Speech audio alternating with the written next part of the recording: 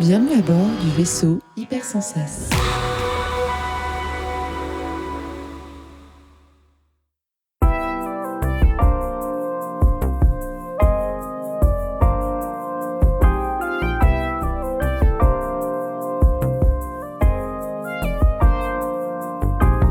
Bonjour à tous et bienvenue dans 6388, votre podcast qui fait le tour de la création de jeux de société.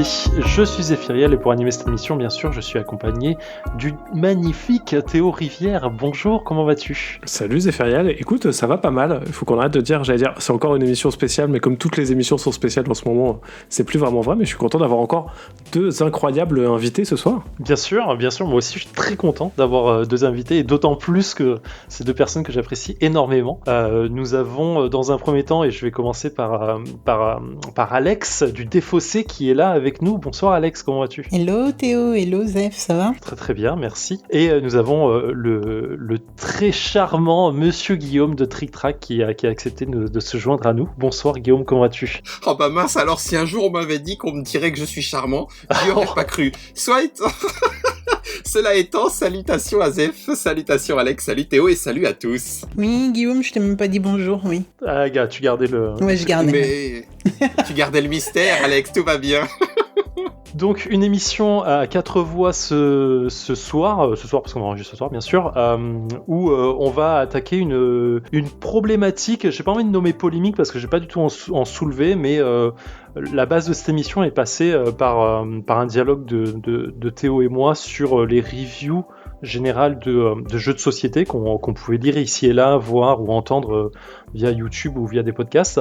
Et on avait eu un petit débat assez intéressant sur le fait de comment était reviewé un jeu de société, comment il était testé, comment l'environnement, comment il était mis en avant, les règles étaient assez bien lues ou pas. Bref, on a eu tout un échange là-dessus que je trouvais super intéressant et on s'est dit, bien évidemment, à l'issue de cet échange, hey, ce serait cool d'en faire une émission et d'en discuter avec des gens qui sont à même de pouvoir donner leur point de vue aussi.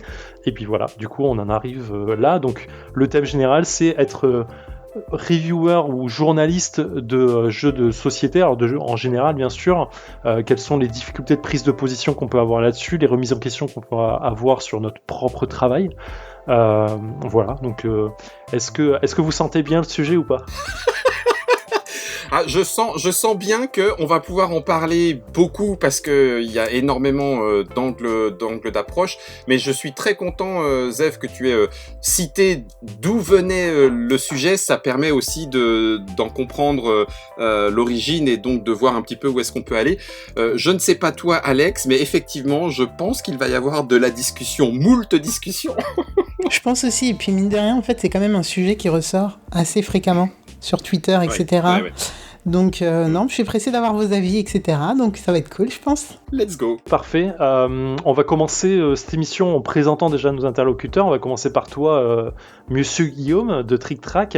Donc toi, tu es journaliste professionnel à plein temps. C'est ça, tu me confirmes hein ? Alors je te confirme le à plein temps, j'infirme, mais c'est une question de vocabulaire, le journaliste au sens où ça demande une carte de presse et dans l'histoire de Trick Track ça changera peut-être, mais ça n'a jamais été une volonté de Trick Track d'avoir une carte de presse. La carte de presse est assez facile à obtenir puisque ça veut dire que l'on vit de ses productions écrites et même vidéo maintenant.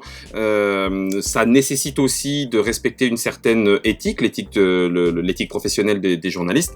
Donc ça donne des avantages, ça donne aussi d'autres contraintes. Donc il y a juste cet aspect journaliste. Alors je sais que on pourrait aller aussi à discuter sur cet aspect journalistique ou pas de notre travail. Comme le mot veut dire quelque chose, je préfère faire attention en l'utilisant. Et du coup je me présente plus facilement en tant qu'animateur, rédacteur à Trick Track. Voilà. Restons sur rédacteur, animateur, ça me va très très bien. Est-ce que tu peux nous résumer en 2-3 mots, enfin même, je dis résumé mais en vrai non, est-ce que tu peux nous dire quelle est en fait dans les grandes lignes la ligne éditoriale de Trick Track sur la façon de jouer, la façon d'approcher les jeux en général ? Oui, c'est la première question et tu as raison, je pense que c'est la plus importante parce qu'elle permet de comprendre tout le reste derrière. La ligne éditoriale de Trick Track, elle est, je crois, presque inamovible, en tout cas son fondateur, Monsieur Fan, a eu le cesse de le répéter pendant très longtemps et on l'a fait nôtre maintenant que Monsieur Fan est parti, c'est de faire en sorte que les joueurs, les joueuses puissent trouver le bon jeu. Pas celui qui nous a plu ou pas celui qui nous a déplu, mais le présenter de manière à ce qu'il puisse se dire le plus véritablement possible, oui, ce jeu-là est fait pour moi. Ça n'enlèvera effectivement rien au fait qu'il vaudra toujours mieux y jouer pour s'en rendre réellement compte, parce qu'on va certainement en discuter ensemble tous les quatre, mais on peut se faire très facilement des tas d'idées sur un jeu en entendant parler.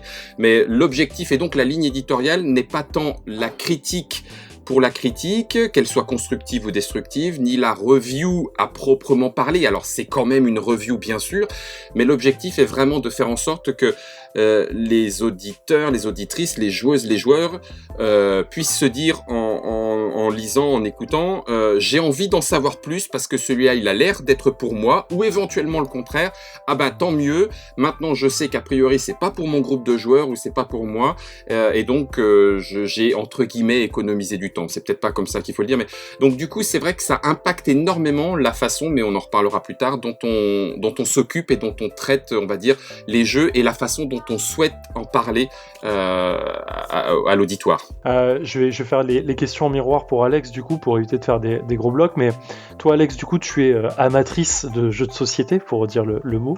Enthousiaste et passionné, je vais le dire comme ça aussi. Est-ce que j'oublie quelque chose ? Non, c'est pas mal, amatrice, passionnée, c'est pas mal, c'est exactement ça. Donc toi, tu es animatrice, co-animatrice sur le Défaussé, hein, je peux en parler, je le sais. Exact. Est-ce que tu peux nous résumer la ligne éditoriale du Défaussé et comment sont faites rapidement les reviews ? Alors, très rapidement, le Défaussé, du coup, c'est une émission, un podcast de 20 minutes hebdo.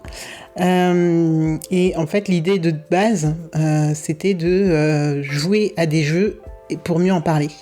Dans le sens où, du coup, mon co-animateur, qui s'appelle Zéphiriel, avait une émission précédemment sur le jeu de société et il parlait énormément autour des jeux, dans la globalité ou des jeux certains jeux en particulier, mais il ne jouait pas ou peu.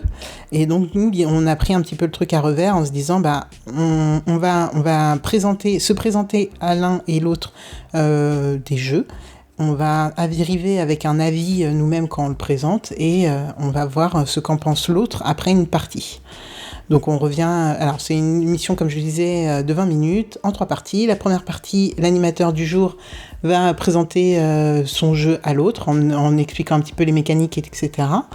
Comment il a connu le jeu. Ensuite on va jouer vraiment en laissant les micros ouverts pour laisser un petit peu l'ambiance de la partie.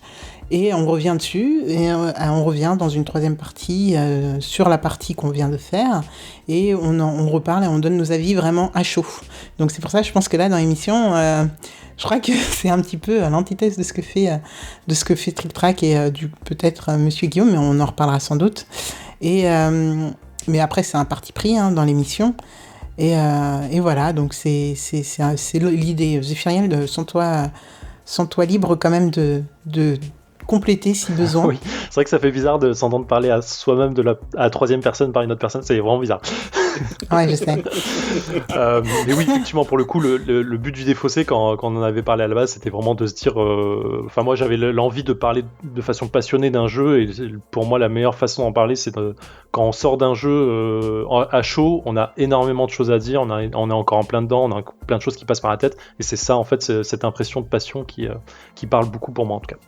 Du coup, t'as anticipé ma prochaine question de savoir comment se passait une review pour le Défaussé. Guillaume, de ton côté, comment ça se passe pour une review chez Trick Track ? Alors, il y a, on pourrait reprendre un petit peu une partie de l'historique de Trick Track. Dans le passé, parce que pour l'instant, avec la condition sanitaire actuelle et avec la façon dont Trick Track a évolué, les choses ont un peu bougé, mais la façon dont on parlait des jeux était une façon, comme un petit peu Alex et toi, Zef, vous l'avez décrit, c'est-à-dire que on y a joué, puis comme on a envie de le partager, on va en parler. Ça, c'était la première partie, première période, la façon dont le site a commencé. Ensuite, il y a eu une deuxième période, on va dire, la période un petit peu plus vidéo, où les éditeurs, voire auteurs, Théo pourrait nous en parler, venaient présenter le jeu. On enregistrait une partie, une explication, une partie, et c'est de cette partie-là qui était vidéo, qui était vraiment une partie plus présentation, mais les gens du coup pouvaient voir ce qui se passait autour de la table, comme je le disais tout à l'heure, et se rendre compte de ce que le jeu amène. Et ensuite, il y avait d'autres parties, en cas de besoin ou de volonté, et éventuellement l'écriture d'un article, un article qui, on va dire, est un article relativement classique, review, quelque part un petit peu peut-être neutre, et que d'aucuns pourraient qualifier d'insipide, entre guillemets, puisque l'objectif, une fois encore, n'était pas automatiquement ou entre les lignes de donner notre avis, on s'attendait pas à ce que les gens aient besoin de ça, mais de laisser transparaître à qui s'adresse le jeu. Maintenant, les choses ont un petit peu évolué, puisque pour plein de raisons, les éditeurs, les auteurs viennent un petit peu moins, en tout cas en ce moment. Et donc, du coup, c'est la rédaction. Alors, je dis pas journaliste, et pourtant je dis rédaction, c'est l'habitude, mais bon, on se retrouve tous ensemble pour jouer.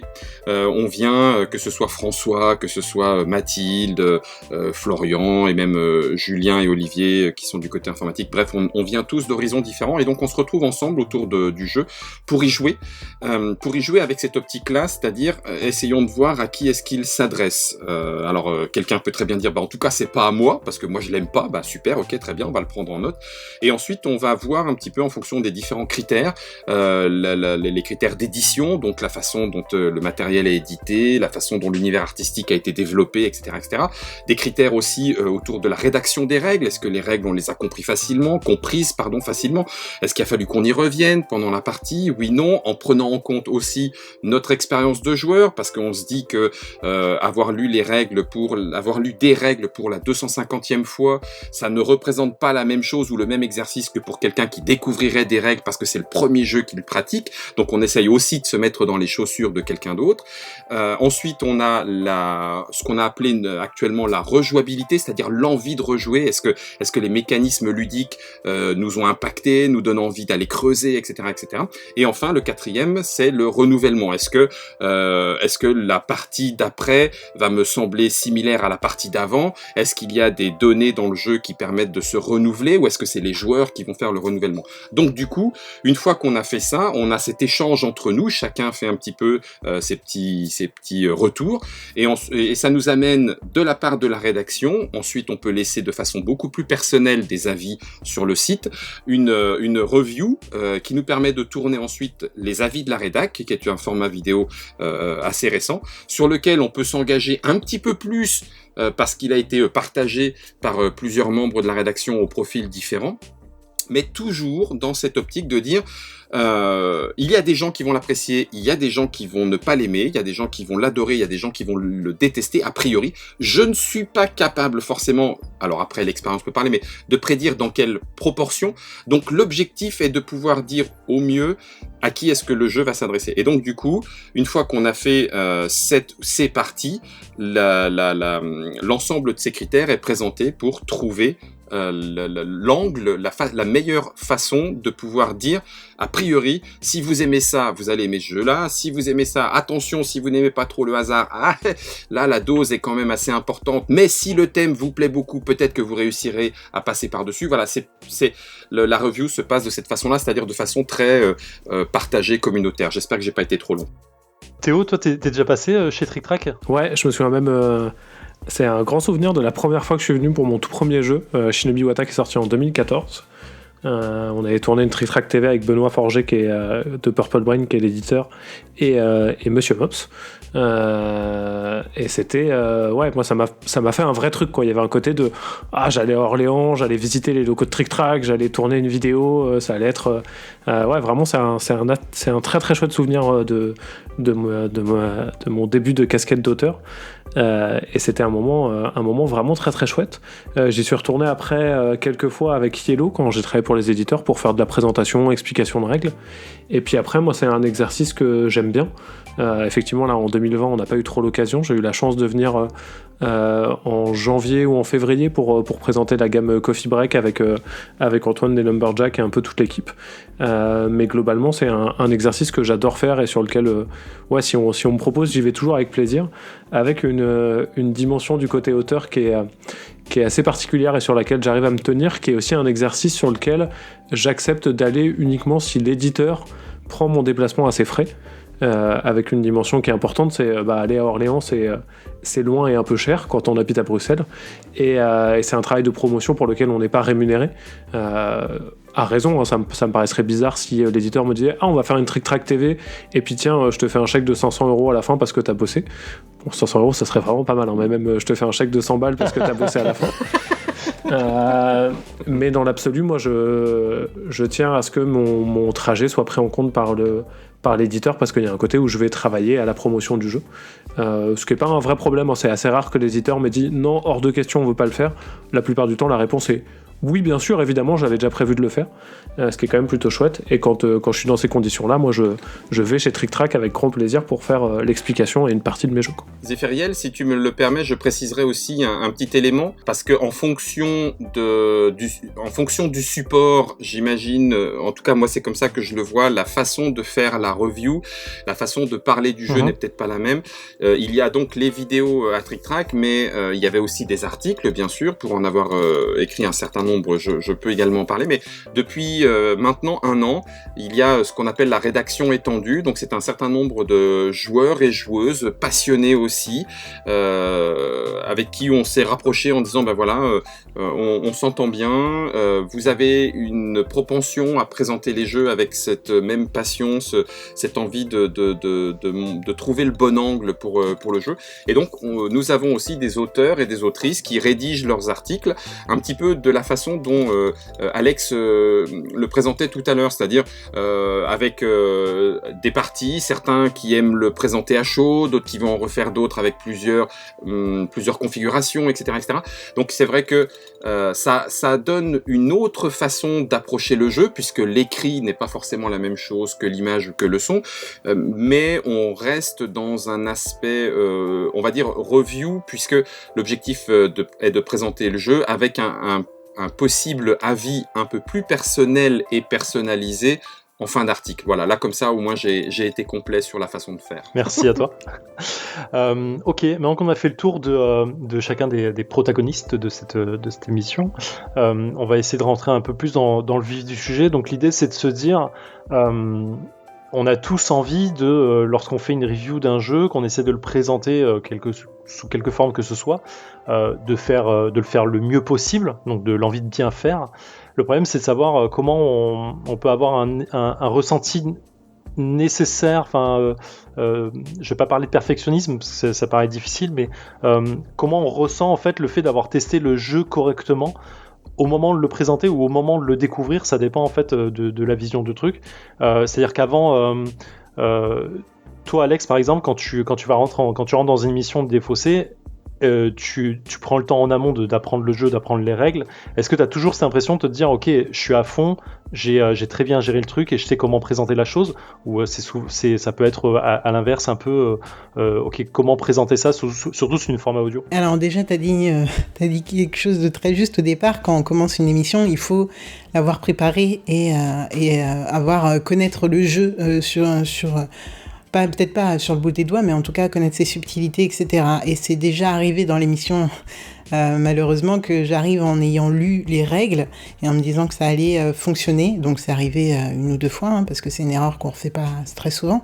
Mais on se dit que ça va passer parce qu'on a bien lu les règles et qu'on s'est bien imprégné du truc et que voilà. Mais sauf que sans y avoir joué, en tout cas moi, c'est vrai que j'ai beaucoup de mal à après communiquer auprès de Zéphiriel souvent, et si on a des invités qui viennent jouer avec nous, de leur communiquer toutes les bonnes règles, etc. Ça devient très très brouillon, et c'est vrai que l'expérience de jeu là, dans ces cas-là, est biaisée. Mais dans l'expérience de base du Défaussé et dans vraiment notre ADN de base, je dis bien de base parce que ça a un peu changé au fur et à mesure, l'idée c'était que Ouzef ou moi arrive, et puis il y a Sam aussi, hein, on ne rend pas hommage à Sam, mais on est 3 présentateurs, chroniqueurs. C'est le de base, quand on venait avec un jeu, l'idée c'était d'avoir un jeu pour lequel on avait eu un coup de cœur, ou en tout cas qui nous avait marqué, et donc on y avait joué une à plusieurs fois pour se forger un avis dessus, et donc on le présentait à l'autre avec cet aspect-là. Et c'est vrai que dans le Défaussé, au début en tout cas on était 2 et on n'a pas souvent l'occasion d'avoir des invités, ou enfin quand ça peut arriver qu'on n'en ait pas, donc on va jouer à des jeux qui peuvent se jouer à 4, 5 ou plus de joueurs, mais on va y jouer à 2.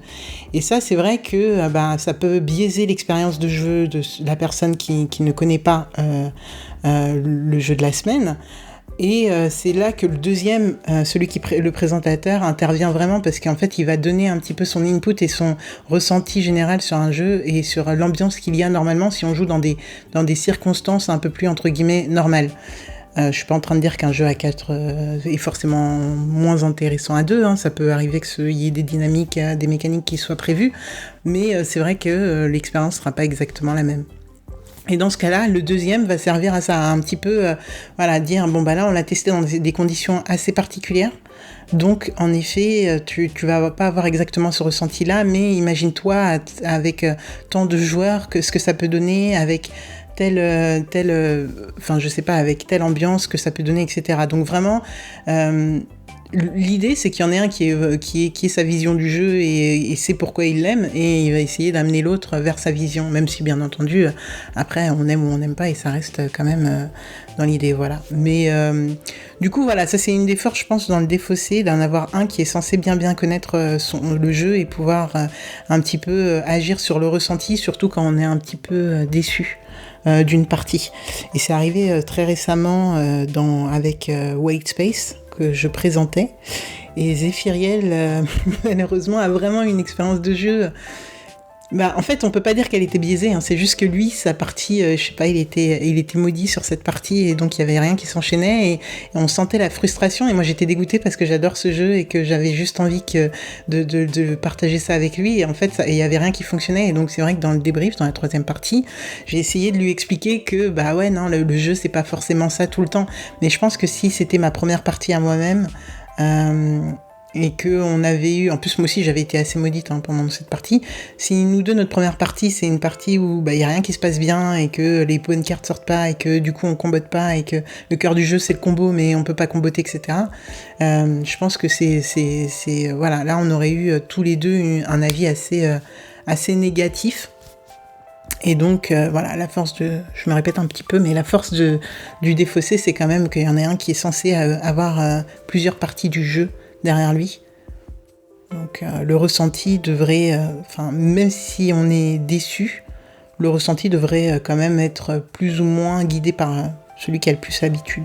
Pour avoir auparavant travaillé à l'époque chez Philosophia et un peu m'être prêté à l'exercice dont Théo parlait tout à l'heure, là pour le coup tu arrives pour présenter un jeu, donc il fallait que je présente les jeux de Philosophia, autant te dire que je préférais les avoir bien travaillés avant pour les règles, pour la façon d'enchaîner les explications, parce que on sait, Alex a tout à fait raison, on sait que la partie 0, je dis 0, c'est pas la partie 1, c'est la partie 0, c'est-à-dire la partie de découverte du jeu. C'est pas la vraie première partie du jeu, parce que c'est celle que l'on mène en découvrant le jeu, et donc en n'ayant pas forcément une vision globale de ce qui va se passer, et donc on tâtonne un petit peu, c'est normal. Mais ça fait la partie 0, et on sait que cette partie 0, surtout actuellement, j'imagine que Théo dira pas le contraire, où on sait que les joueurs ont pas forcément le temps, il y a beaucoup de nouveautés, ou en tout cas les joueurs qui jouent beaucoup énormément et qui sont fans de nouveautés, ne laissent pas forcément une autre chance à un jeu si la première partie n'a pas été waouh.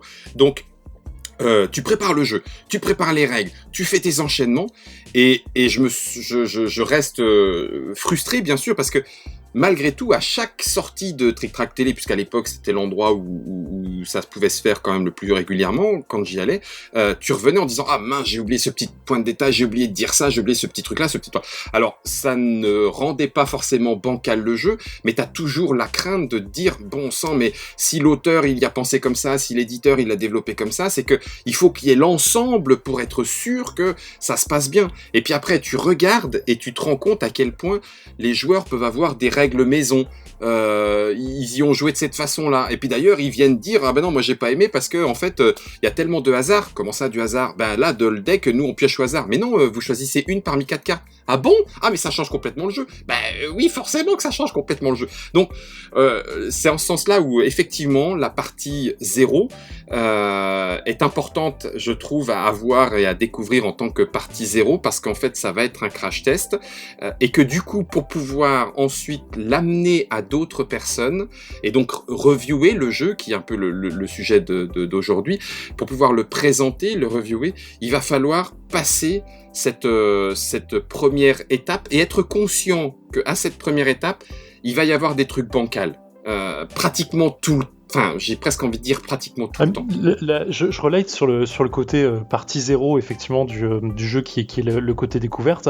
Toi, Théo, par rapport à cet effet-là, comment tu le prépares en tant qu'auteur, ou comment tu réagis sur ce genre d'effet? Parce que en vrai, la partie 0, il y a beaucoup de choses qui se passent dedans. En fait, effectivement, tu découvres le jeu, tu découvres les règles, tu peux faire des erreurs, mais elle va te donner quand même peut-être 70 ou 80% de ce que te présente le jeu. En vrai, derrière, si t'as vraiment pas aimé là et que t'as rien qui t'accroche, t'auras pas une envie de faire une partie 1 qui va te faire découvrir le jeu. Non, clairement pas. Et c'est un truc que je rejoins Guillaume à 100% sur...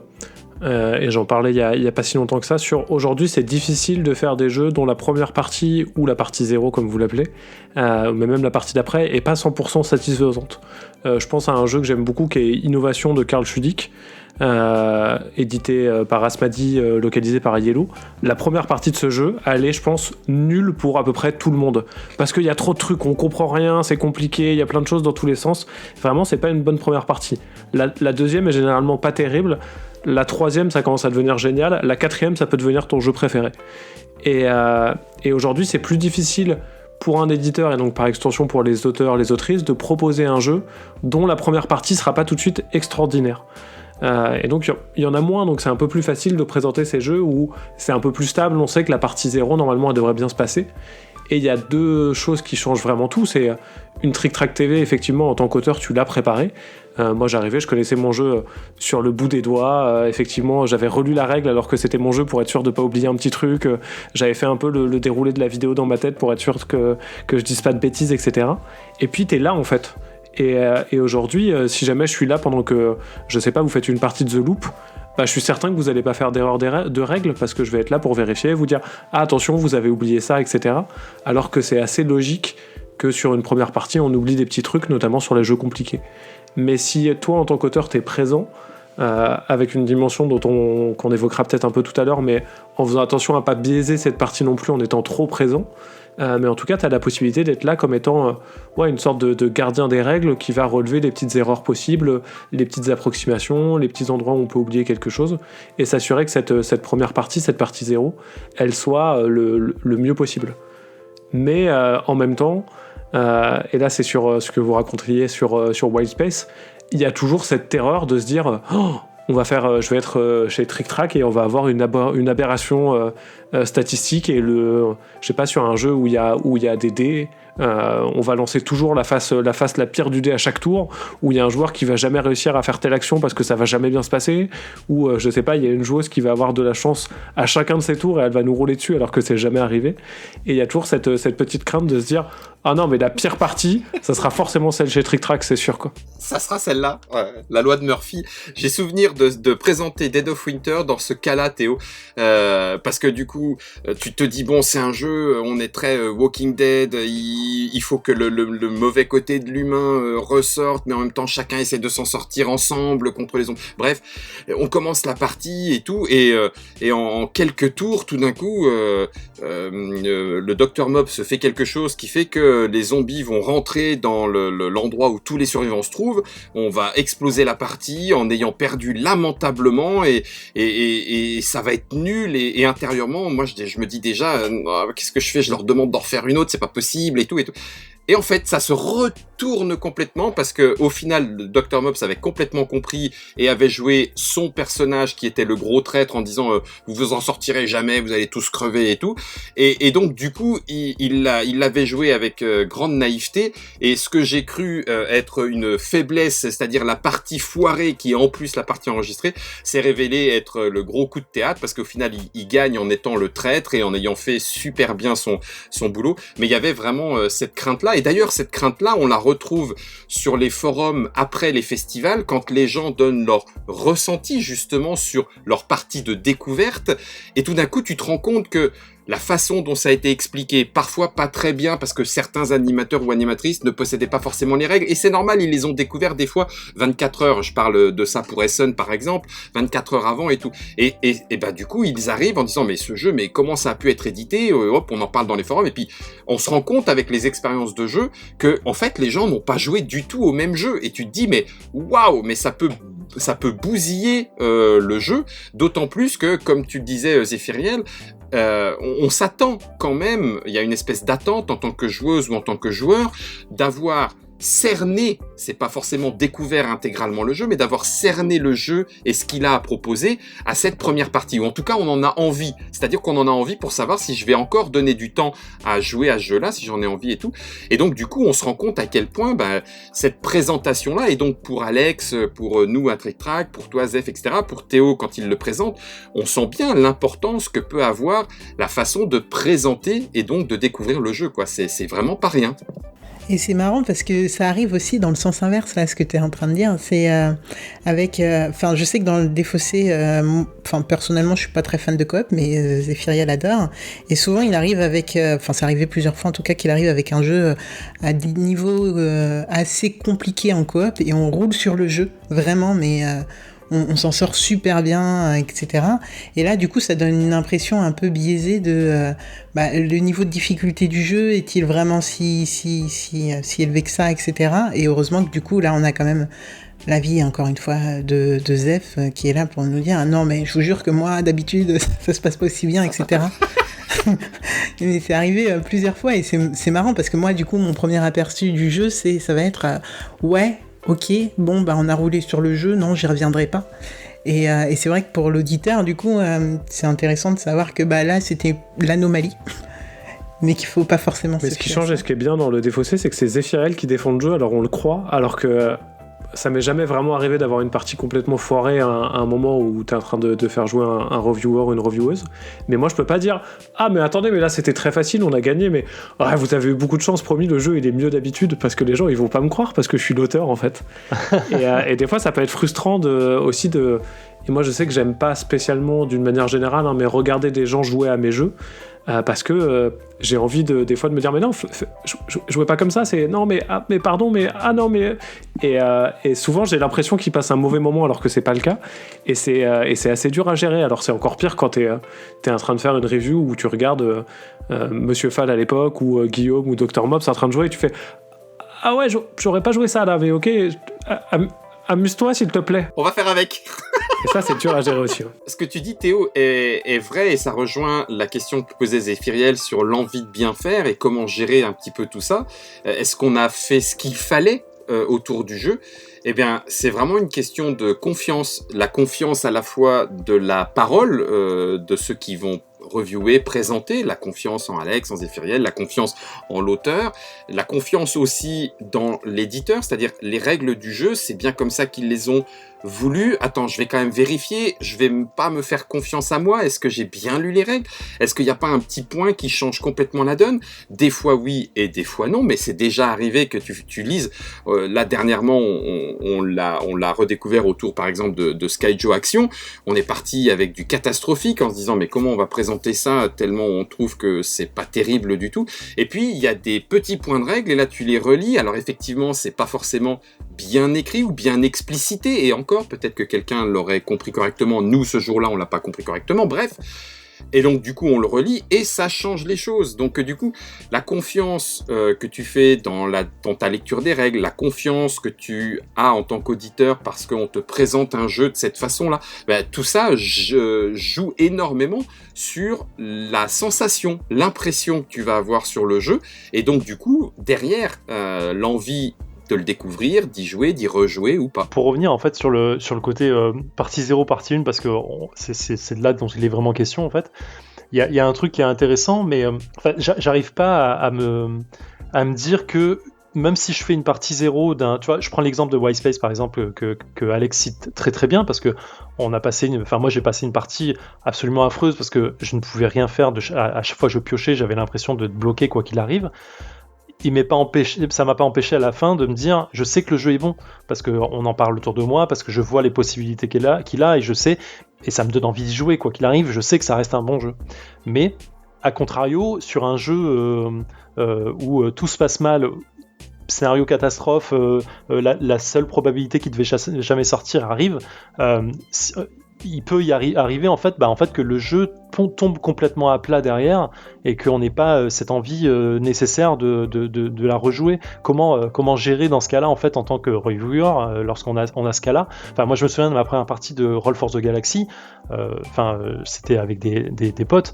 J'ai passé les 3 premières parties du jeu à me demander comment jouer en fait, et je n'ai plus envie de jouer à ce jeu. Et je sais que c'est un bon jeu pourtant, tout le monde m'en parle dans tous les sens, mais je ne peux pas y jouer. J'ai un trop mauvais souvenir sur ce jeu-là en fait pour me dire que c'est un bon jeu. Mais justement en fait, du coup ça me donne cette impression de dire, la personne qui me l'a présenté l'a mal fait, parce que finalement j'ai pas la bonne sensation de jeu qui devrait aller avec, et ça me donne pas nécessairement envie d'aller plus loin. Donc c'est ça qui est délicat. Il n'y a pas vraiment de question là. J'ai l'impression, je me sens en partir dans le truc. Parce que Monsieur Guillaume disait un truc intéressant tout à l'heure. Il parlait de la confiance, et donc il parlait surtout de la confiance que les gens peuvent avoir auprès des reviewers et reviews.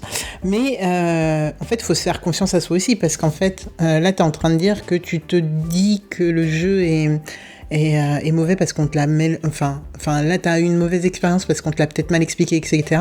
Après, je pense qu'il faut aussi arriver à différencier avec en fait non, tout simplement j'ai pas aimé ce jeu parce que c'est pas pour moi, et que ok, tout le monde a l'air d'encenser ce jeu, mais tout simplement moi ça me réussit pas.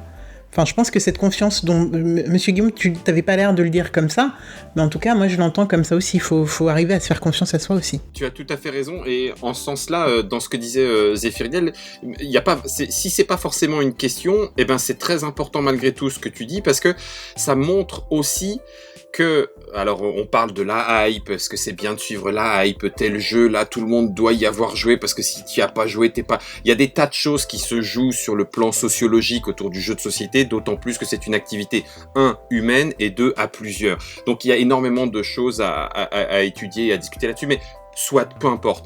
Il n'empêche que ça montre à quel point un jeu n'est pas pour tout le monde. Et c'est en ce sens-là que j'ai souvent plus de mal avec le mot critique, parce que ça veut dire que je suis à même en tant que critique, et là du coup moi je me place plus en tant qu'effectivement reviewer, présentateur, mais la critique va pouvoir émettre un jugement qualitatif sur quelque chose. Si ce jugement qualitatif-là, même tu essayes de l'analyser avec des grilles, avec beaucoup d'expérience dans le monde du jeu, etc., et on pourrait parler de films, de livres, et de la même façon pour tout ce qui est un petit peu culturel, il y a peut-être des choses que tu vas mettre en avant en disant « ça c'est pas bon », et ce pas bon-là est justement ce qui va plaire, aussi étrange que cela puisse paraître, à quelqu'un d'autre.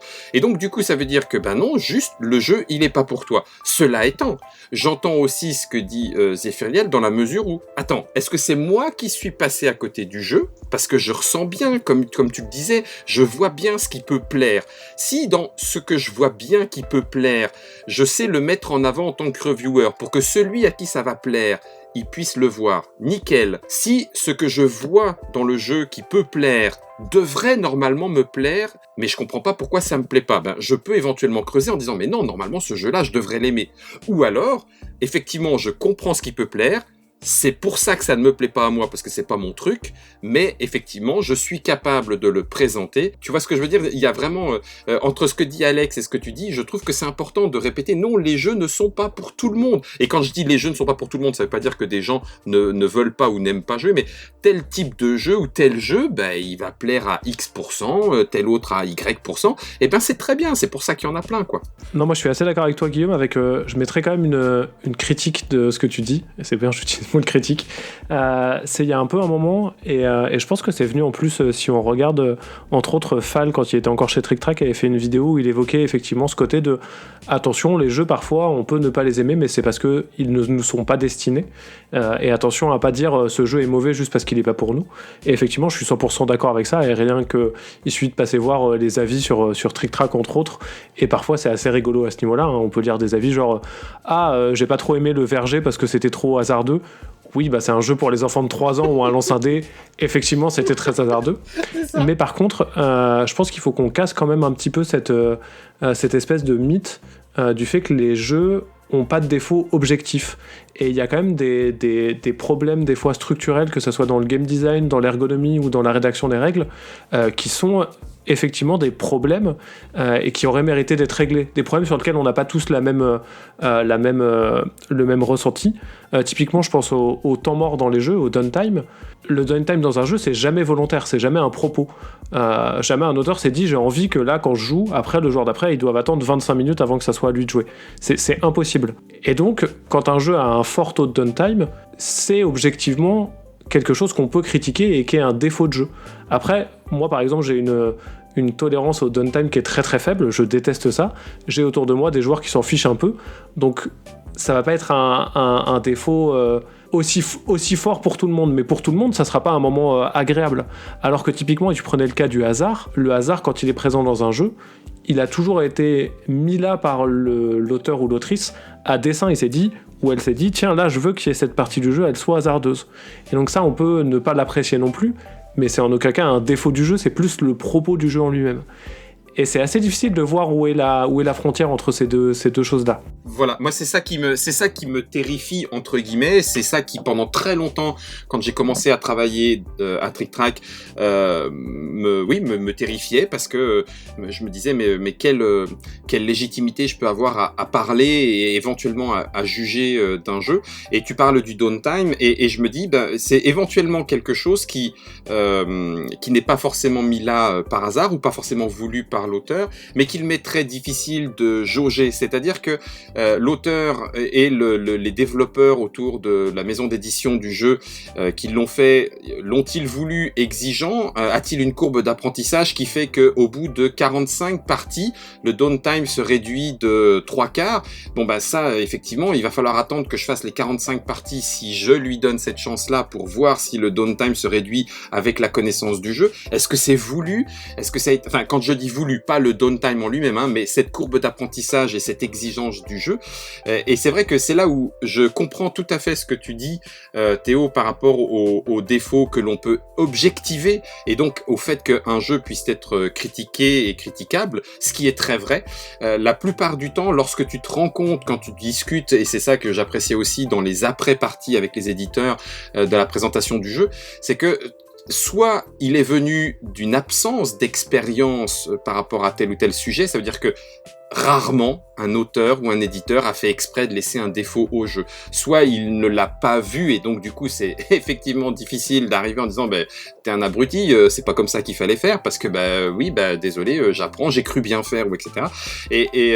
Ou soit c'est un dommage, on va dire collatéral, c'est-à-dire que ils avaient tellement la connaissance du jeu ou son développement dans tel sens que c'est arrivé aussi que un des chemins où une des décisions ait été mal prise, mais au moment où ils l'ont prise, elle était bien prise. Et c'est là où la review ou la critique de jeux de société est très difficile, me semble-t-il, en tout cas pour moi, si elle veut être objectivée complètement, c'est qu'il y a du subjectif à tous les niveaux, y compris dans l'histoire et la fabrication du jeu, quand bien même il y a des très très bonnes théories et des très très bons apprentissages de game design pour minimiser, limiter, et l'expérience ensuite fait que normalement les choses s'améliorent, mais c'est vrai que c'est pas évident, c'est vraiment pas évident. Mais pour la question du downtime, en fait c'est un truc qui me Enfin, je vais pas dire que ça me rend ouf, mais je me dis, un auteur de jeu, et Théo, là, tu vas sûrement me crier dessus, je pense, mais un auteur de jeu qui a testé ou qui a fait tester son jeu plusieurs fois, comme on l'a pu le voir ensemble dans différentes émissions sur Centre 88,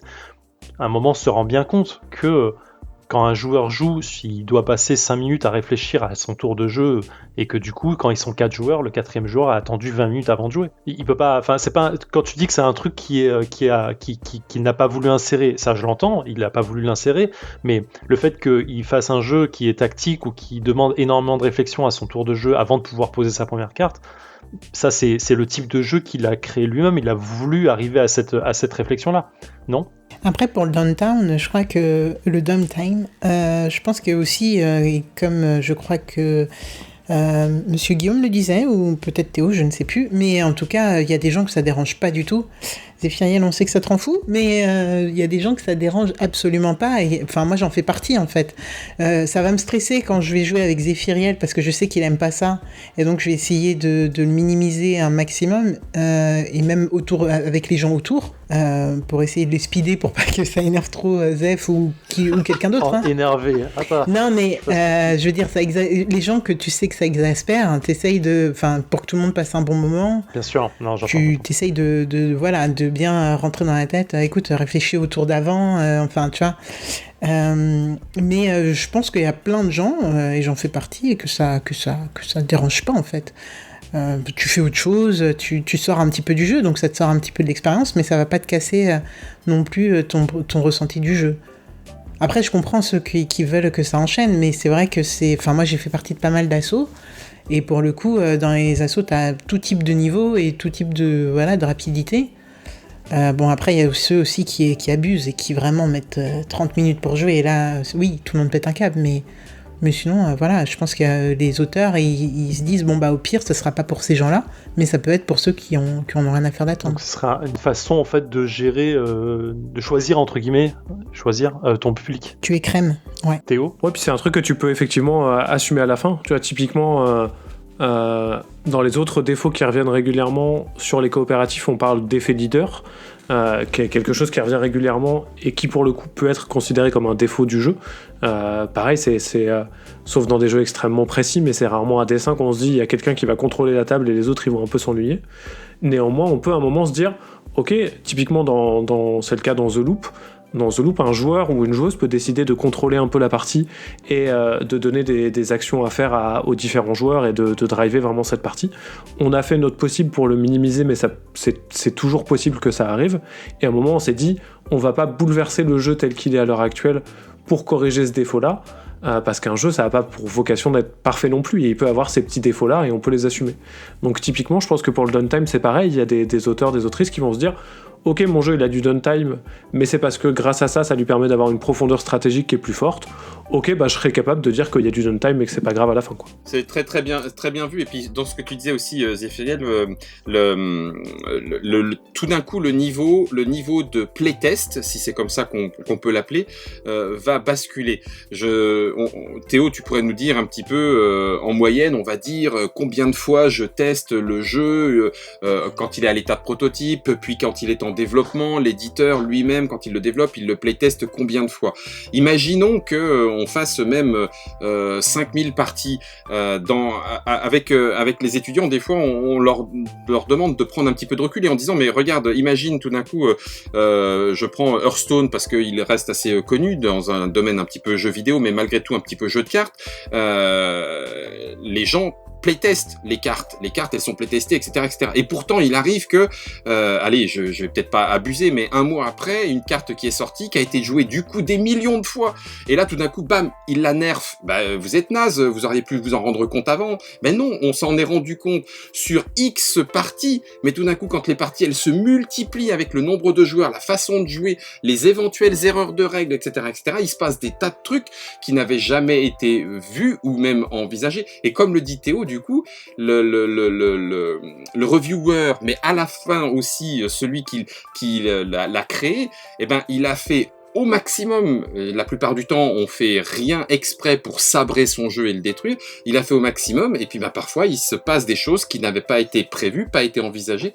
Et ça aussi, effectivement, ça peut arriver. Du coup, dans la review, c'est peut-être aussi pour ça que qu'il y a un petit peu ce côté bisounours que je peux avoir dans la façon de présenter les jeux et les choses, et je l'assume, parce qu'il y a des tas de choses que j'ignore, et je préfère rester prudent par rapport à ces zones d'ombre dans le développement du jeu, dans les pourquoi ces décisions elles ont été prises, et donc du coup dans la façon dont je vais en parler, parce que ça va peut-être casser quelqu'un qui aurait pu le découvrir et l'adorer, et parce que j'ai été trop fort dans ce que j'en dis, et ben du coup je lui casse son sentiment de jeu. De la même façon qu'un effet leader dans un jeu, t'as envie de dire au joueur et non pas au jeu, t'as envie de dire au joueur qui fait l'effet leader, t'as envie de dire mais arrête, mais laisse-nous jouer quoi, y a pas que toi ici quoi. T'as envie de dire le problème il vient pas du jeu, il vient du joueur.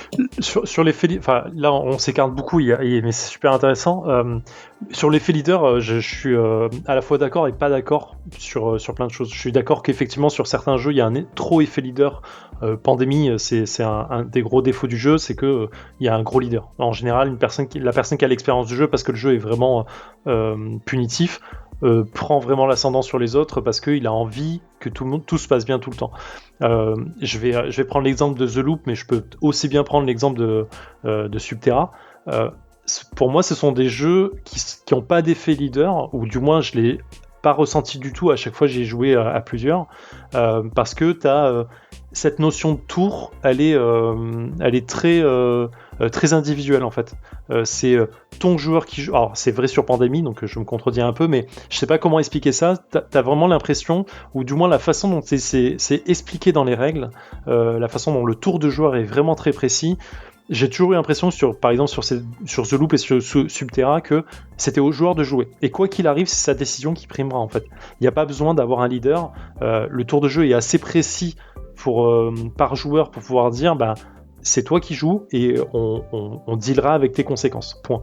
Et c'est comme ça que et je trouve qu'il y a des jeux comme ça qui s'apprêtent bien en fait au fait de pas avoir d'effet leader là-dessus. Je suis assez d'accord avec Zéphiriel, ouais, pour le coup, parce qu'en fait le tour les joueurs sont des personnes individuelles, on va dire ça, et elles ont un tour défini avec un début et une fin. Et au contraire, on va avoir. Alors le seul exemple que j'ai là tout de suite, ça va être les jeux d'enquête où là, en fait, tout le monde joue en même temps. On peut se dire ça. Exemple, détective ou même Exit ou quoi ou autre. Et en fait, tout le monde a envie de gagner. Donc, il y a forcément celui qui a le plus l'habitude des enquêtes ou autre qui va prendre un peu plus le lead, à part s'il le laisse. Mais en tout cas, ça se ressent plus sur ces jeux-là. Et en effet, moi, je l'ai pas ressenti non plus sur The Loop et je l'ai pas ressenti non plus sur Subterra. Je vais revenir sur le point de confiance que toi, Alex, t'avais amené et que je trouve assez intéressant. Parce vous l'avez discuté dans le sens positif du truc, en disant ok, moi je fais confiance à cette personne lorsqu'il dit que des gens me font confiance, j'espère en tout cas, sur le fait que je dise ok, Space c'est un bon jeu malgré mon expérience désastreuse de jeu. Mais à l'inverse, il peut y avoir aussi l'effet bœuf du truc, de dire avoir confiance en un reviewer ou une revieweuse sur un jeu qui va avoir une critique, je vais pas dire destructive parce que je prends le mot très fort, mais assez négative, et du coup va pas donner sa chance au jeu dans le bon sens, et sans vouloir tester le jeu, je vais juste faire confiance à cette personne. Théo, tu me parlais à un moment d'un exemple j'ai plus le nom en tête, d'une personne qui avait testé The Loop, qui l'avait testé mal parce que erreur de règle, et en plus avec un mauvais personnage qui était pas fait pour les débutants, et au final il arrive sur la fin de la review en disant ouais bof, pas terrible, et en vrai tu vois, les personnes qui font confiance un peu aveuglément entre guillemets à cette personne, du coup passe à côté de quelque chose. Ouais, c'est ça. C'est alors, pour l'anecdote, c'était Tom Vazel. Alors c'est assez dur quand c'est le plus gros reviewer américain qui joue pas avec les bonnes règles, mais dans l'absolu, après ses collègues de Dice Tower ont pris le relais, et le jeu a quand même été couvert plutôt correctement. Mais c'est vrai que c'est la seule chose sur laquelle moi j'ai du mal à accepter chez des reviewers, notamment chez des reviewers qui sont professionnels, je sais pas si c'est le bon mot, mais qui du moins ont un impact plus important, c'est ce rapport de confiance sur la bonne lecture et la bonne compréhension de la règle. Avec une dimension qui est importante, c'est ponctuellement, il faut quand même aussi accepter que si des gens se plantent sur ta règle, c'est peut-être parce que tu as mal rédigé un point, qu'il y a un point qui n'était pas suffisamment clair, etc. Mais vraiment, moi, ce que j'ai appris au fur et à mesure de la sortie de mes jeux et de mon rapport à la critique, c'est à accueillir toutes sortes de critiques, y compris les critiques négatives, et je fais partie de ceux qui... Vraiment, j'ai envie qu'on parle des jeux d'une manière générale et qu'on parle de mes jeux avec sincérité, en fait. Et aussi avec, on y reviendra peut-être un peu plus tard, mais avec émotion. Donc, je suis tout à fait d'accord pour que quelqu'un joue un de mes jeux et justement sorte de ses critères objectifs et dit, bah, ce que tu racontes sur Wild Space, j'ai pas passé une bonne partie, ça m'a pas plu, mais je comprends que des gens puissent aimer. Par contre, j'ai vraiment du mal à chaque fois que je lis une critique d'un de mes jeux et je me dis, ah ouais, mais en fait, t'as loupé ce point de règle. Et même si maintenant dans ton article tu le corriges, mais en fait toutes tes parties elles sont un peu faussées par le fait que tu as loupé ce point de règle en fait. Et ça c'est le plus dur à encaisser pour un auteur ou une autrice, je pense. Et le mal a été fait, et je sais que le mot est complètement désuet, suranné, mais c'est en ce sens-là où je trouve que de façon globale, il y a un espèce de, je vais lâcher le mot, mais il y a un espèce de manque d'humilité de la part du reviewer ou du critique, reviewer, critique. Voilà, les sensations que j'ai ressenties pendant la partie, eh ben, bam, voilà, je peux. Et c'est pas, une fois encore, quand je dis ça, le problème il est pas sur le fait de le dire, de donner ses émotions comme Théo le disait. Le problème il est de ne pas se remettre en question potentiellement soi-même. Alors oui, hein, on est d'accord, Alex le disait tout à l'heure et tout à fait très vrai, il faut aussi se faire confiance, mais en même temps garder le recul nécessaire pour il s'est passé quoi là, j'ai détesté le truc, ok, et qu'est-ce qui vient de se passer, j'étais mal réveillé, je viens de beugner ma bagnole, j'ai payé mes impôts et mon petit ami ou ma petite amie m'a quitté. Ah, c'était peut-être pas vraiment le bon jour pour faire cette partie de ce jeu-là. Nanana. Il y a des tas de choses. J'ai mal compris une règle. J'ai pas joué avec les bonnes personnes. Lui, il a pas arrêté de me gonfler pendant la partie. Il m'a bousillé ma partie alors que le jeu en lui-même, etc. Bref, il y a tellement d'éléments qui peuvent amener ça. Je trouve que pour un reviewer, le minimum d'honnêteté par rapport à tout le boulot qui a été fait autour du jeu serait d'être capable de prendre un peu de recul et donc d'analyser tout ça et de ne pas se prendre automatiquement soi-même comme maître étalon, mais être capable, c'est ce que disait Zephyriel aussi par rapport à White Space, de prendre du recul en disant je ne suis pas le maître étalon de tous les joueurs, donc je peux l'analyser autrement au-delà de mes sensations, même si mes sensations vont me servir de grille de compréhension de ce que propose le jeu, bien sûr.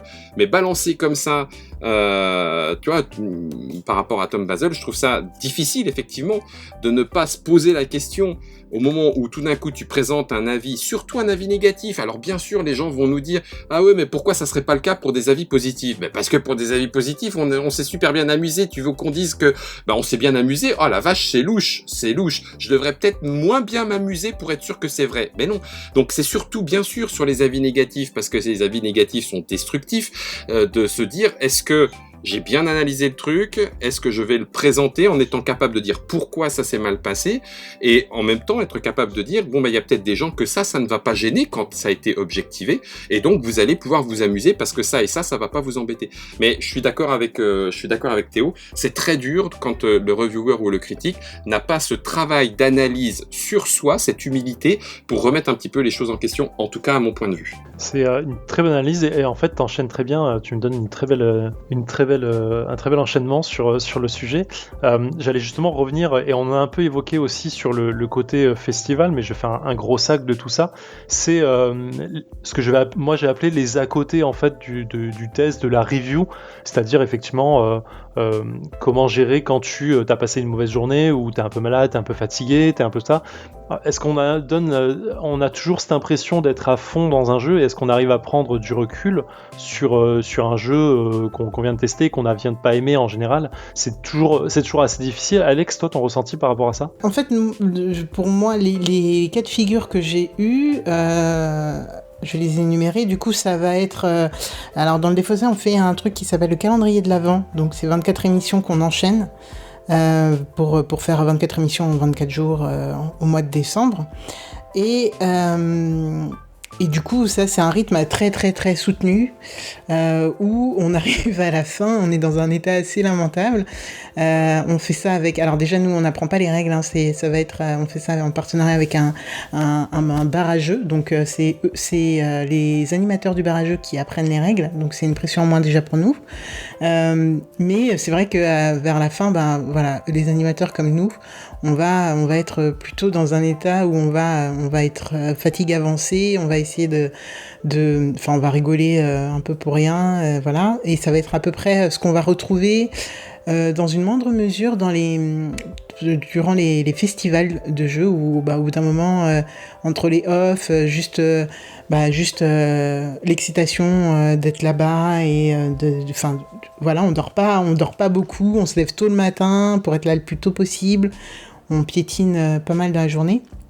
Donc voilà, ces deux exemples, c'est quand même pas mal de fatigue. Mais en fait, il y a tout qui fait que... en fait, ok, on est fatigué, mais il y a tout qui fait aussi que on est dans une euphorie assez dingue. On rencontre des auteurs, on a l'opportunité de jouer à des jeux en avant-première.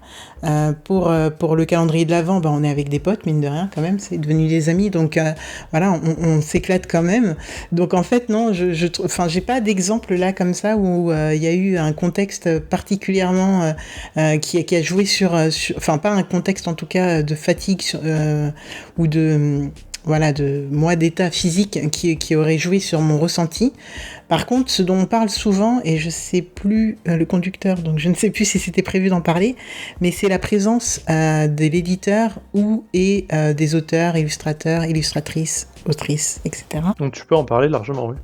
Qui va, et donc c'est entre guillemets l'extérieur qui va affecter un petit peu notre jeu. Et c'est marrant parce que Théo, tu disais dans une des émissions que j'écoutais, tu parlais du fait qu'en proto, les gens arrivaient pas forcément à te donner des retours des retours négatifs parce que justement t'es l'auteur et on n'essaye pas on a du mal à aller vers l'auteur et lui dire moi j'ai pas aimé ça, c'est un peu compliqué et je le conçois complètement en tant que joueuse amatrice.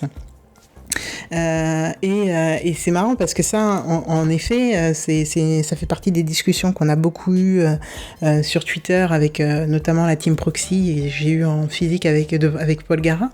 Et ça, c'est vraiment un affect qu'on va avoir, mais de mon point de vue, et j'adorerais avoir votre avis sur ce point-là, de mon point de vue, en fait, un jeu où on a aimé l'éditeur ou l'illustratrice ou autre, et qu'on va se mettre à être dithyrambique sur le jeu. En fait, si le jeu était mauvais, ou alors si le jeu on ne l'avait pas aimé, puisque comme on l'a dit, c'est pas qu'un jeu est mauvais, c'est peut-être plus notre ressenti à nous et que ça ne nous convient pas. Mais du coup, si un jeu ne nous convient pas et vraiment qu'on est hors du truc totalement, ça se ressentirait. Et du coup, on a quand même, je pense que la présence de quelqu'un qui est bienveillant et qui a plein d'anecdotes, etc., c'est un plus pour aimer le jeu, et ça participe au lore, etc., et à l'aura du jeu, mais c'est pas quelque chose qui va complètement biaiser notre ressenti. L'exemple que j'ai, c'est quand on a joué notre premier Fige, enfin mon premier Fige, on a joué à Dany avec Greux Games. Du coup, voilà, une partie de la team Greux, et Phil Viscaro, qui est donc l'auteur du jeu. Et le jeu, Dany, on peut se dire que c'est un jeu lambda, abstrait, voilà, avec vite fait de rôle, etc., et d'ambiance, si on veut. Mais en fait, il nous expliquait tout ce qui lui l'avait amené à faire ce jeu. Et ça, c'est des petites pépites qu'il nous donnait comme ça et qui venaient construire vraiment l'image qu'on se fait du jeu. Et donc à la fin, moi je me rappelle que c'était l'une de nos plus belles rencontres de ce Fige-là. Et en fait, c'était tout ça ça avait construit notre critique et notre review où à la fin on était dithyrambique vraiment. Je crois qu'on avait fait un blog à ce moment-là et on en a reparlé. Et ce qui se passe, c'est que le jeu, même en le ressortant maintenant et sans l'auteur, tout ça, ça reste. Et donc, j'aime toujours autant ce jeu. Et quand je le présente, j'essaye de redonner un petit peu de ces pépites. Bon, avec le temps, c'est un peu compliqué parce qu'on oublie. Mais j'essaye de redonner un petit peu ces pépites et ces petites histoires données par Phil. Et puis même Greux, il me semblait qu'il y avait des petites anecdotes, etc. sur l'édition de ce jeu. Et c'est juste fou, en fait, quand on arrive à ressortir ça. Et pareil pour Dig Out, qui est un jeu que j'ai suivi en proto pendant très très longtemps. Et justement, celui-là, je pense que c'est le meilleur exemple. En fait, je l'ai suivi en proto parce que à Paris, on a un bar à jeux qui s'appelle le Mésia qui faisait des soirées proto. Je sais pas s'ils le font encore, mais voilà. Ils demandaient à des auteurs de venir présenter leurs jeux à des étapes plus ou moins avancées des jeux. Et pour Dig Out, c'était assez fou parce que l'auteur a mis vraiment très longtemps à sortir son jeu. Je sais plus le temps exactement qu'il a mis pour le sortir, mais ça se compte vraiment en années, et je pense bien 5 ans avant qu'une maison d'édition veuille bien de son jeu. Et pendant cette soirée proto, quand il nous a demandé ce qu'on en pensait, en effet, c'est compliqué de dire à un auteur, écoute, non, ton jeu, là, il est pas équilibré, etc. Mais l'ambiance, quand même, l'ambiance qui en ressort est là. Et je pense que si on aime un jeu, et celui-là, je l'avais aimé au point que quand on a commencé le défausser, j'ai dit à Zéphiria, je sais pas où en est ce jeu, mais c'est sûr, on va le faire. Je vais essayer de me renseigner et où en est l'auteur, et même s'il est toujours en proto, c'est pas grave, on va le présenter dans l'émission parce que voilà. Et ça, en fait, c'est quelque chose sur lequel je pense qu'on ne peut pas tricher. Et quand on a retrouvé, David Simid avec son jeu Dig Out à Cannes, pareil, on a plein de petites pépites, il nous raconte son parcours, comment il a galéré, etc. Et voilà, pour moi, on ne triche pas, et c'est des trucs qui construisent un petit peu notre expérience autour d'un jeu, et c'est vrai, et ça peut-être biaiser un minimum, mais je pense que ça peut pas biaiser totalement au point que un jeu qu'on n'aurait pas aimé du tout, on ne l'aime pas au final. Voilà, j'ai beaucoup parlé, je sais pas si c'était clair, ce que j'essaye de... Si, très clair. Et moi, je trouve que ça revient au truc que j'ai déjà dit, mais c'est important pour moi, alors je le répète, qui est dans tout ce que tu décris, Alex, c'est l'émotion qui prend le pas, en fait. Et pour moi, vraiment, il y a ce côté de... Quand on joue à un jeu de société, on n'est pas en train de faire un test analytique extrêmement précis, à mesurer des trucs scientifiques. On est dans quelque chose qui touche l'affect des joueurs et des joueuses autour de la table. Et donc j'ai envie... En tout cas moi, et je pense que c'est bénéfique pour le milieu, quand je lis une review, quand j'écoute une review, quand il se passe quelque chose, de récupérer ce côté émotionnel de la personne qui va en parler. Et donc typiquement, j'ai encore plus envie de jouer à Dig Out si vous avez une belle histoire derrière ce jeu et que vous me transmettez cette histoire. Encore plus que si jamais tu me dis oui, objectivement c'était bien parce que regardez, le temps de partie il est de ça, les règles elles ressemblent à ça. J'ai plus envie d'avoir ce côté anecdotique et émotionnel qu'avoir un côté objectif dans la review et dans la critique. Et c'est marrant parce que du coup, Alex, tu amènes le côté positif de ma question qui se voulait à la base extrêmement négative, dans le sens où j'essayais de dire que parfois on est très négatif sur un jeu parce que en vrai on a eu une sale journée, comme tu le disais très bien Guillaume juste avant, on vient de payer les impôts, on vient de se faire larguer ou ainsi de suite, et du coup on va se venger un peu sur le jeu sans le vouloir, mais en fait Alex, toi t'amènes le côté extrêmement positif de la chose, de dire en vrai un jeu qu'on ne pensait pas pouvoir aimer à la base, on va juste le surkiffer parce que on a eu l'anecdote de l'auteur, on a eu l'anecdote de l'éditeur, on a eu toute une passion qui a été transmise par quelqu'un qui est directement et concrètement visé par le jeu, et du coup ça amène en fait une autre dimension sociale là-dessus, et c'est complètement fou. Mais ouais, désolé, je sais que tu voulais un côté plutôt négatif, mais en fait j'en trouvais pas parce que je le ressens pas comme ça moi personnellement. Je cherchais pas en tant que joueur, je pas pense, le côté négatif. Moi je n'y avais pas pensé. C'est juste ça en fait. J'avais pensé qu'au côté négatif, et tu m'amènes le côté positif. Ah, ok, c'est plutôt très cool. Au contraire. Guillaume, tu voulais interagir. Non, pour réagir par rapport à ça, ça montre bien que l'activité jeu, qui est cette activité humaine et culturelle, se nourrit de tout ça. pour le meilleur et pour le pire. Pour avoir, dans mon précédent métier, été interprète en train de traduire dans une exposition de peinture, je ne sais plus comment s'appelle, vous savez, le monsieur qui fait des tas de tableaux en nuances de noir. Et moi, je ne comprenais pas ces tableaux. Le fait de traduire et de comprendre l'intention de l'artiste peintre, de travailler ces nuances de noir, comment et pourquoi avec la lumière, je les ai regardés avec un autre œil, et tout d'un coup, parce que j'en savais un peu plus, eh ben, je suis rentré dans cette connaissance et cette appréciation. Ça veut pas forcément dire que j'en deviens fou, mais ah oui, effectivement, waouh. Dans l'autre côté, ça m'est effectivement aussi arrivé, je parlais de confiance, de quelqu'un qui m'écrit en disant ben voilà, j'ai vu la Trick Track télé de tel jeu, vous aviez eu l'air de vous éclater, c'était trop bien, on l'a acheté et c'est tombé complètement à plat avec notre groupe de joueurs, on s'est pas du tout amusé. Et donc du coup, moi j'étais dans l'état inverse en disant ben voilà, il a reçu un message plein d'émotions, excellent, tout ça et tout. Il s'est laissé déborder parce que j'ai essayé d'analyser le truc en disant est-ce que c'est moi, est-ce que c'est ma faute, est-ce qu'il faut que je fasse attention, etc., etc.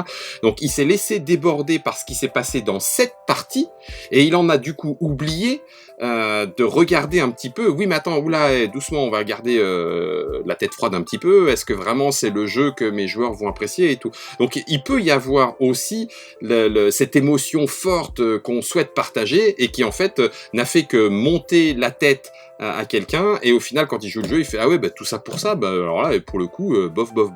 Donc ça c'est dans l'autre sens. Et puis dans le premier sens, dans ce que tu disais Zéphiriel, ça m'est arrivé avec une vraie grosse remise en question en disant bon bah qu'est-ce que je fais, est-ce que je m'en vais de Trick Track, c'est-à-dire des moments où à force de jouer pour le boulot, alors que normalement un jeu de société ça devrait être fait sur un temps gratuit. Le jeu, pour qu'il reste jeu, c'est pas du boulot. Le jeu c'est du jeu, donc du temps gratuit, du temps libre, du temps normalement pour le plaisir et tout.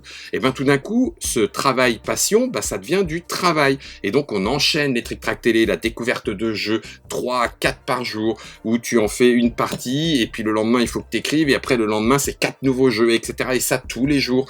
Alors on pourrait se dire bah c'est génial, ouais c'est génial. Il y a un moment où t'en es presque dégoûté. Tu ne fais que découvrir, pas approfondir, et puis des nouveaux, et puis celui-là qui ressemble à 2 ou 3 pouillèmes près à cet autre jeu de gestion pour la xème fois, etc. Bref. Et donc, il y a un moment, tu fais, mais waouh, stop, quoi, puisqu'il n'y a plus le côté passion, bah, tu vas pas pouvoir présenter les choses de la bonne façon. Et donc, du coup, oui, les à côté vont complètement changer la perception du jeu. Eh ben, il y a eu 2 choses qui m'ont, entre guillemets, reboosté, revitalisé. C'est à nouveau reprendre du jeu gratuit, c'est-à-dire à la maison, avec des potes et tout, en se disant, non, mais je m'en fous des nouveautés, je m'en fous. Ou alors, si j'ai envie de jouer à une nouveauté, c'est parce que j'en ai envie, pas parce qu'il le faut pour derrière écrire un article. Et là, du coup, ça a redonné de la gratuité et du plaisir dans le fait de jouer. Et la deuxième chose, hors de tout ça, ça a été, oui, mais attends, les à côté, c'est une chose qui peut impacter très fort quand la culture ludique est pas aussi présente.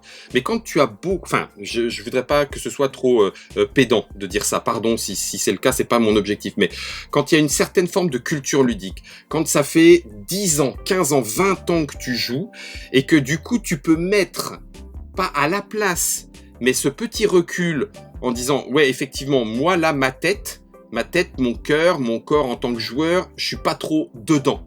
Moi. Mais il n'empêche que le jeu, il existe sans moi. Et sans moi, le jeu, je peux voir que ça, c'est drôle, que ça a été très malin, que ça le donne bien.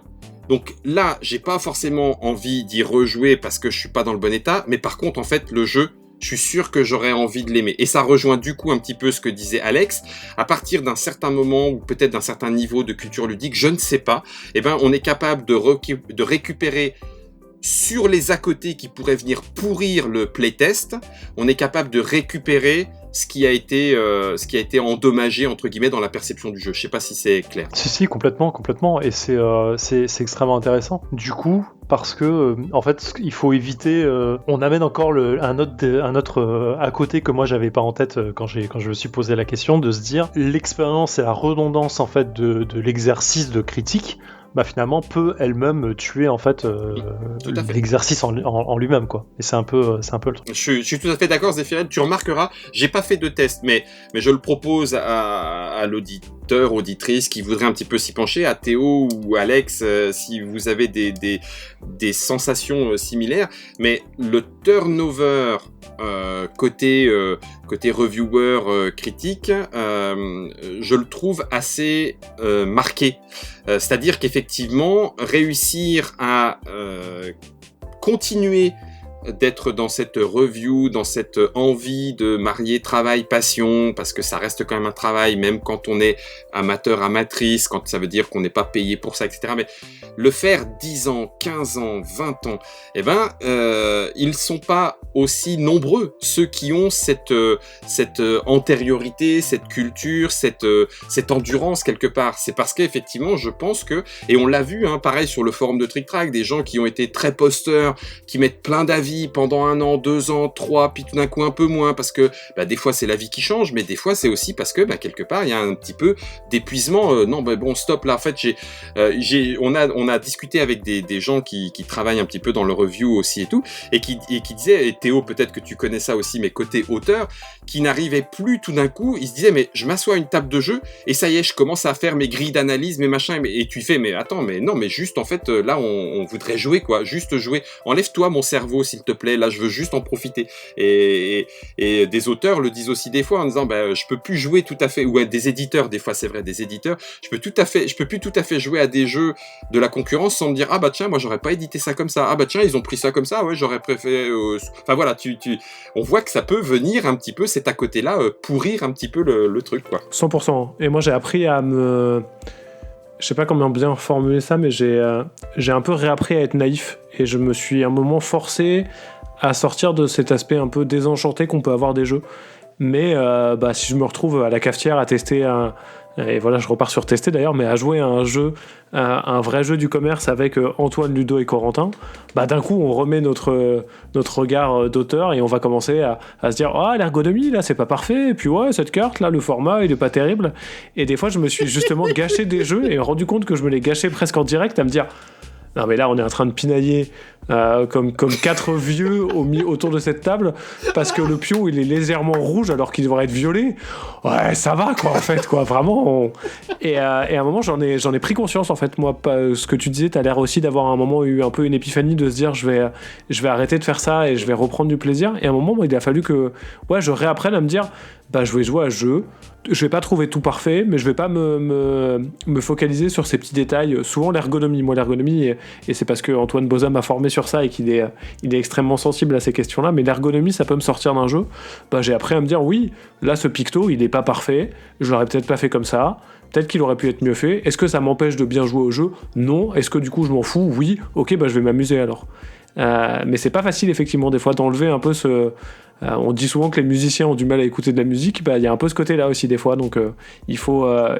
Des formations professionnelles. C'est ça, et moi je me suis réenchanté un peu à un moment, et je suis content d'avoir fait un peu l'effort et d'avoir retrouvé cette naïveté et d'apprécier plus les jeux grâce à ça. Je sais pas si on doit... Enfin Alex, toi ça t'est arrivé depuis qu'on a fait le défaussé, ce petit moment de...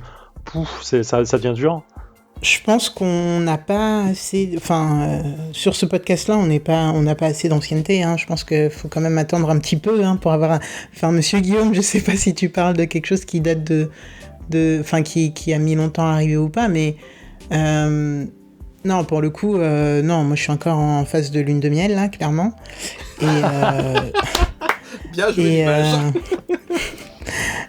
et pour le coup, non, et j'arrive complètement à détacher, parce qu'en plus, c'est marrant, avant qu'on commence l'émission, Théo me demandait quel était mon métier dans la vraie vie. En fait, du coup, dans la vraie vie, c'est horrible de dire ça, mais du coup, dans la vie. Et ouais, non, pour moi, du coup, le podcast et mon avis et les tests de jeu, c'est toujours l'à côté, et c'est toujours le loisir. Et donc, non, nous, enfin, je sais pas, Zéphiriel, comment tu le ressens, mais... Enfin, non, en fait, je sais comment tu le ressens, et c'est peut-être présomptueux de ma part, mais je sais que tu kiffes toujours autant, parce que dès que tu as un temps libre, tu lances un live sur Instagram pour jouer. Donc, non, Oui, je mais non, sais mais que voilà, je trouve que ton image de lune de miel, elle est parfaite là-dessus. C'est vraiment, pour moi, c'est toujours du plaisir, clairement. Je crois que j'ai presque envie d'en arriver à me dégoûter un jour, en fait, à me dire à un moment, step back, ça veut dire que, pour moi, ça voudra dire que effectivement, il y a beaucoup de choses qui ont été faites, et ce sera un bon moment, je pense, à vivre. Je sais pas comment, c'est bizarre de dire ça comme ça, mais voilà. ça sera une étape, quoi.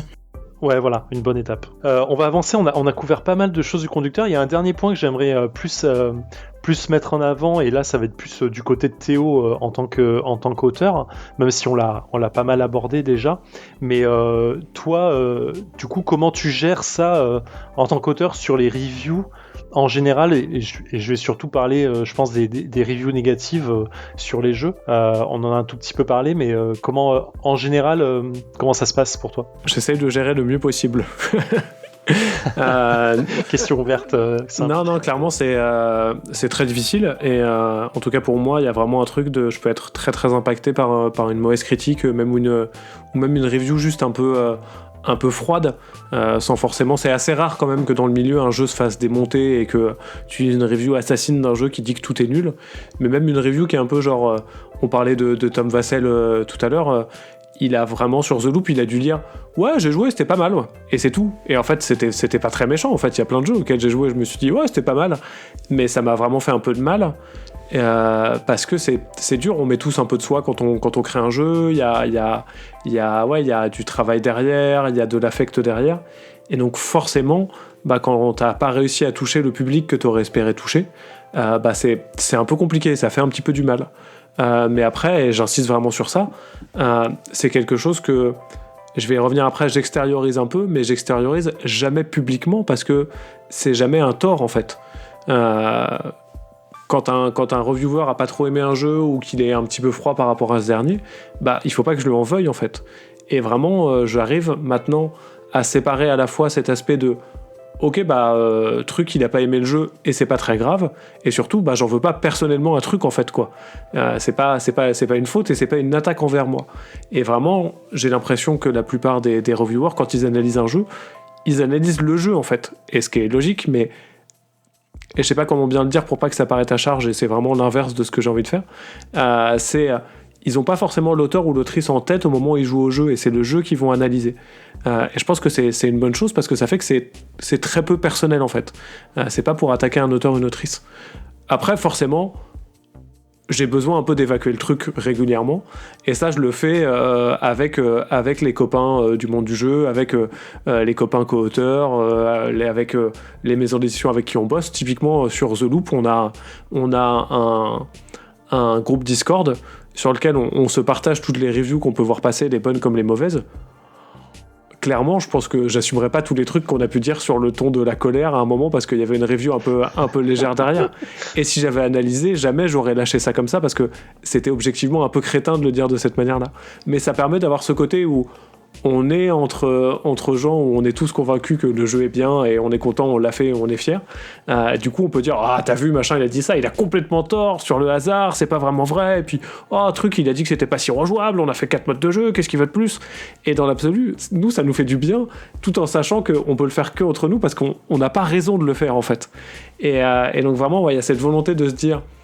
Émotionnellement, comme ça peut être un peu chargé, j'ai besoin de l'évacuer un peu, mais en aucun cas je veux l'évacuer publiquement parce que ça serait stupide de le faire, et pas que stupide parce que ça pourrait entacher mon image, ça je m'en fiche un peu, mais un peu stupide parce que j'ai pas vraiment mon mot à dire sur ces questions-là. Ouais, mais Théo, tu le dis toi-même, pardon de balancer un peu là comme ça, mais tu le dis toi-même, la retenue que tu as, il n'y a pas forcément voilà, tu le dis, pas forcément de raison de le faire en public, on n'a pas raison, mais c'est parce que cette émotivité, faut la décharger et tout. C'est là où, est-ce que c'est dans la forme ou dans le fond que ce traitement-là, il est le plus difficile? Je trouve que parfois, c'est la forme qui, dans le fond, bien sûr, tous autant qu'on est là, j'ai l'impression, on admet que, on l'a d'ailleurs dit, c'est une façon très humaine de vivre le jeu, et donc cette façon très humaine peut faire que on déteste, on aime pas, bof, c'est nul, machin, etc. Soit, ça c'est pour le fond, mais pour le reviewer, entre guillemets, pour celui qui le dit en public, il y a une espèce Alors je sais, oui, un odieux connard fait ça très très bien à démonter d'une certaine façon, etc., etc. Mais avec un sens artistique de le faire.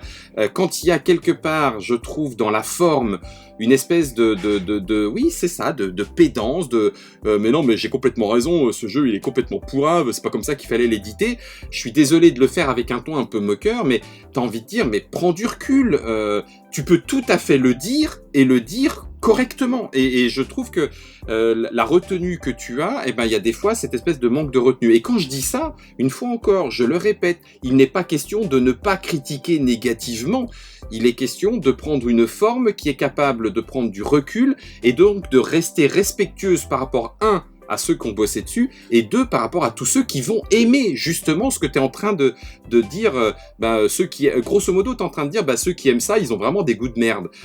Désolé, ou alors c'est comme ça qu'on m'a éduqué, mais moi on m'a pas éduqué à le dire de cette façon-là. En tout cas, pas en public. Entre amis, bien sûr, mais voilà, bref. Je pense que tu as complètement raison, et du coup, je vais revenir sur ça, parce que c'est un truc, en fait, que je pense en tant que reviewer, surtout en tant qu'amateur, c'est un truc que tu apprends à un moment, je pense, parce que là, on était tous d'accord depuis le début pour se dire que, voilà, il y a des manières de dire les choses, il faut aussi avoir enfin, on l'a pas dit, mais c'est peut-être le moment de le dire, il y a une argumentation à avoir quand on n'aime pas un jeu, voilà, dire que c'est pas son type de jeu, c'est important, mais voilà, il faut aussi, je pense, c'est quelque chose qui s'apprend et qui, il y a des retours de bâton sur certaines reviews, etc.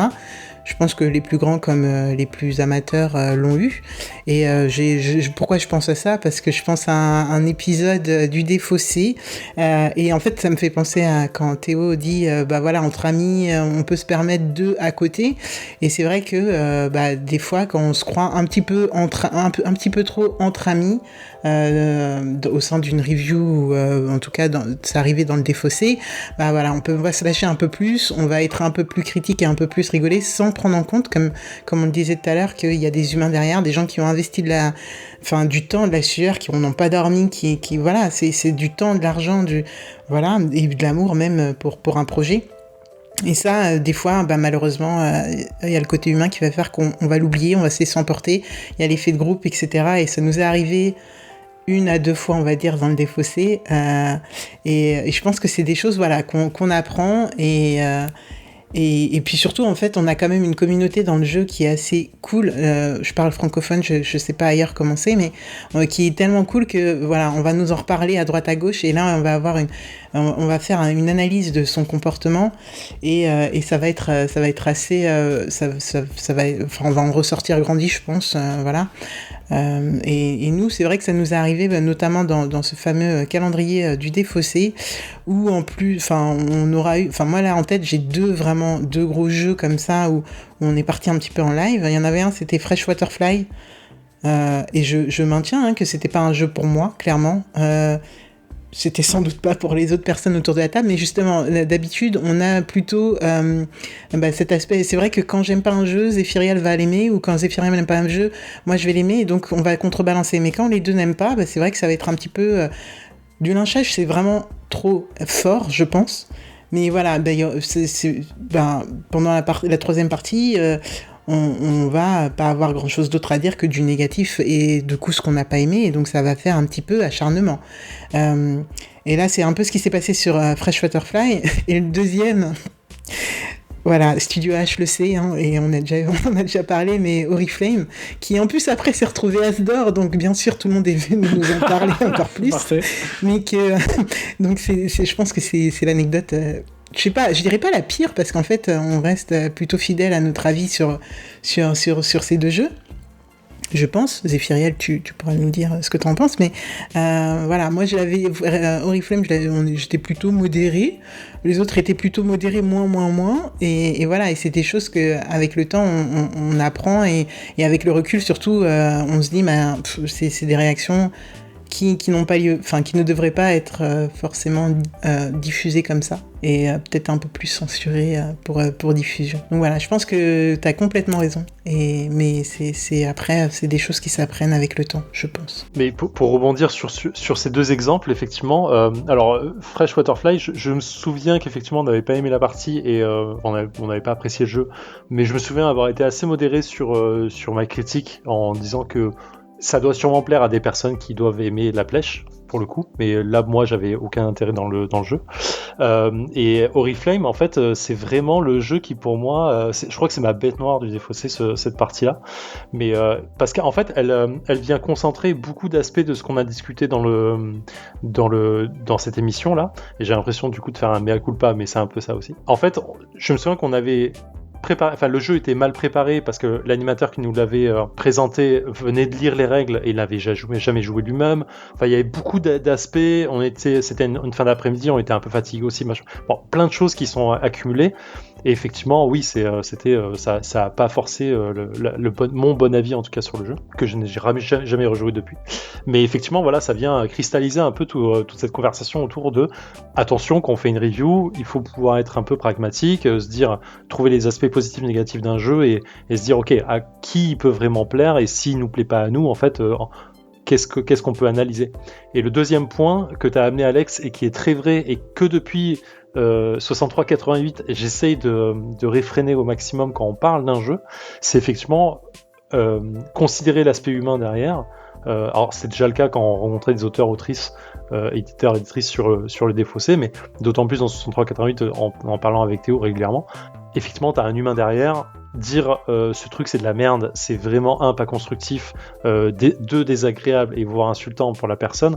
Et il faut essayer de se réfréner sur le côté, je vais dire un peu passionné là-dessus parfois, et se dire ok, analyser un peu et dire que moi j'aime pas, ce qui veut dire la même chose, étant un peu plus poli et voire même plus constructif. Et c'est là où parce que je peut-être que j'anticipe trop et pardon si c'est le cas, mais j'entends parce que ça a déjà été débattu plusieurs fois aussi par rapport à Trick Track ou sur Trick Track, j'entends d'emblée ceux qui vont monter au créneau, mais non, faut pas se censurer, faut balancer, et puis de toute façon dans le cinéma on peut dire ce qu'on veut sur un film, quand est-ce que le réalisateur va venir en disant dites donc ça me fait du mal ce que vous dites.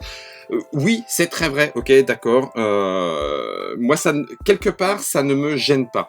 Ça veut dire que si on applique cette règle-là, c'est-à-dire que si quelqu'un décide de faire fi de tout aspect humain, d'analyser et donc de critiquer, et une fois encore, oui, certes, on parle d'abord de la critique négative, puisque la critique positive a cela d'être positive, et donc logiquement, elle fait plaisir, elle est moins amenée à dire dis donc, c'est parce que t'avais mangé des M&M's toute la journée que le jeu tu l'as bien aimé. Oui, peut-être, mais je l'ai bien aimé. Qu'est-ce que tu veux que je te dise d'autre? Je l'ai bien aimé parce que si, parce que ça, et peut-être effectivement parce que j'avais mangé des M&M's avant. Ok, soit.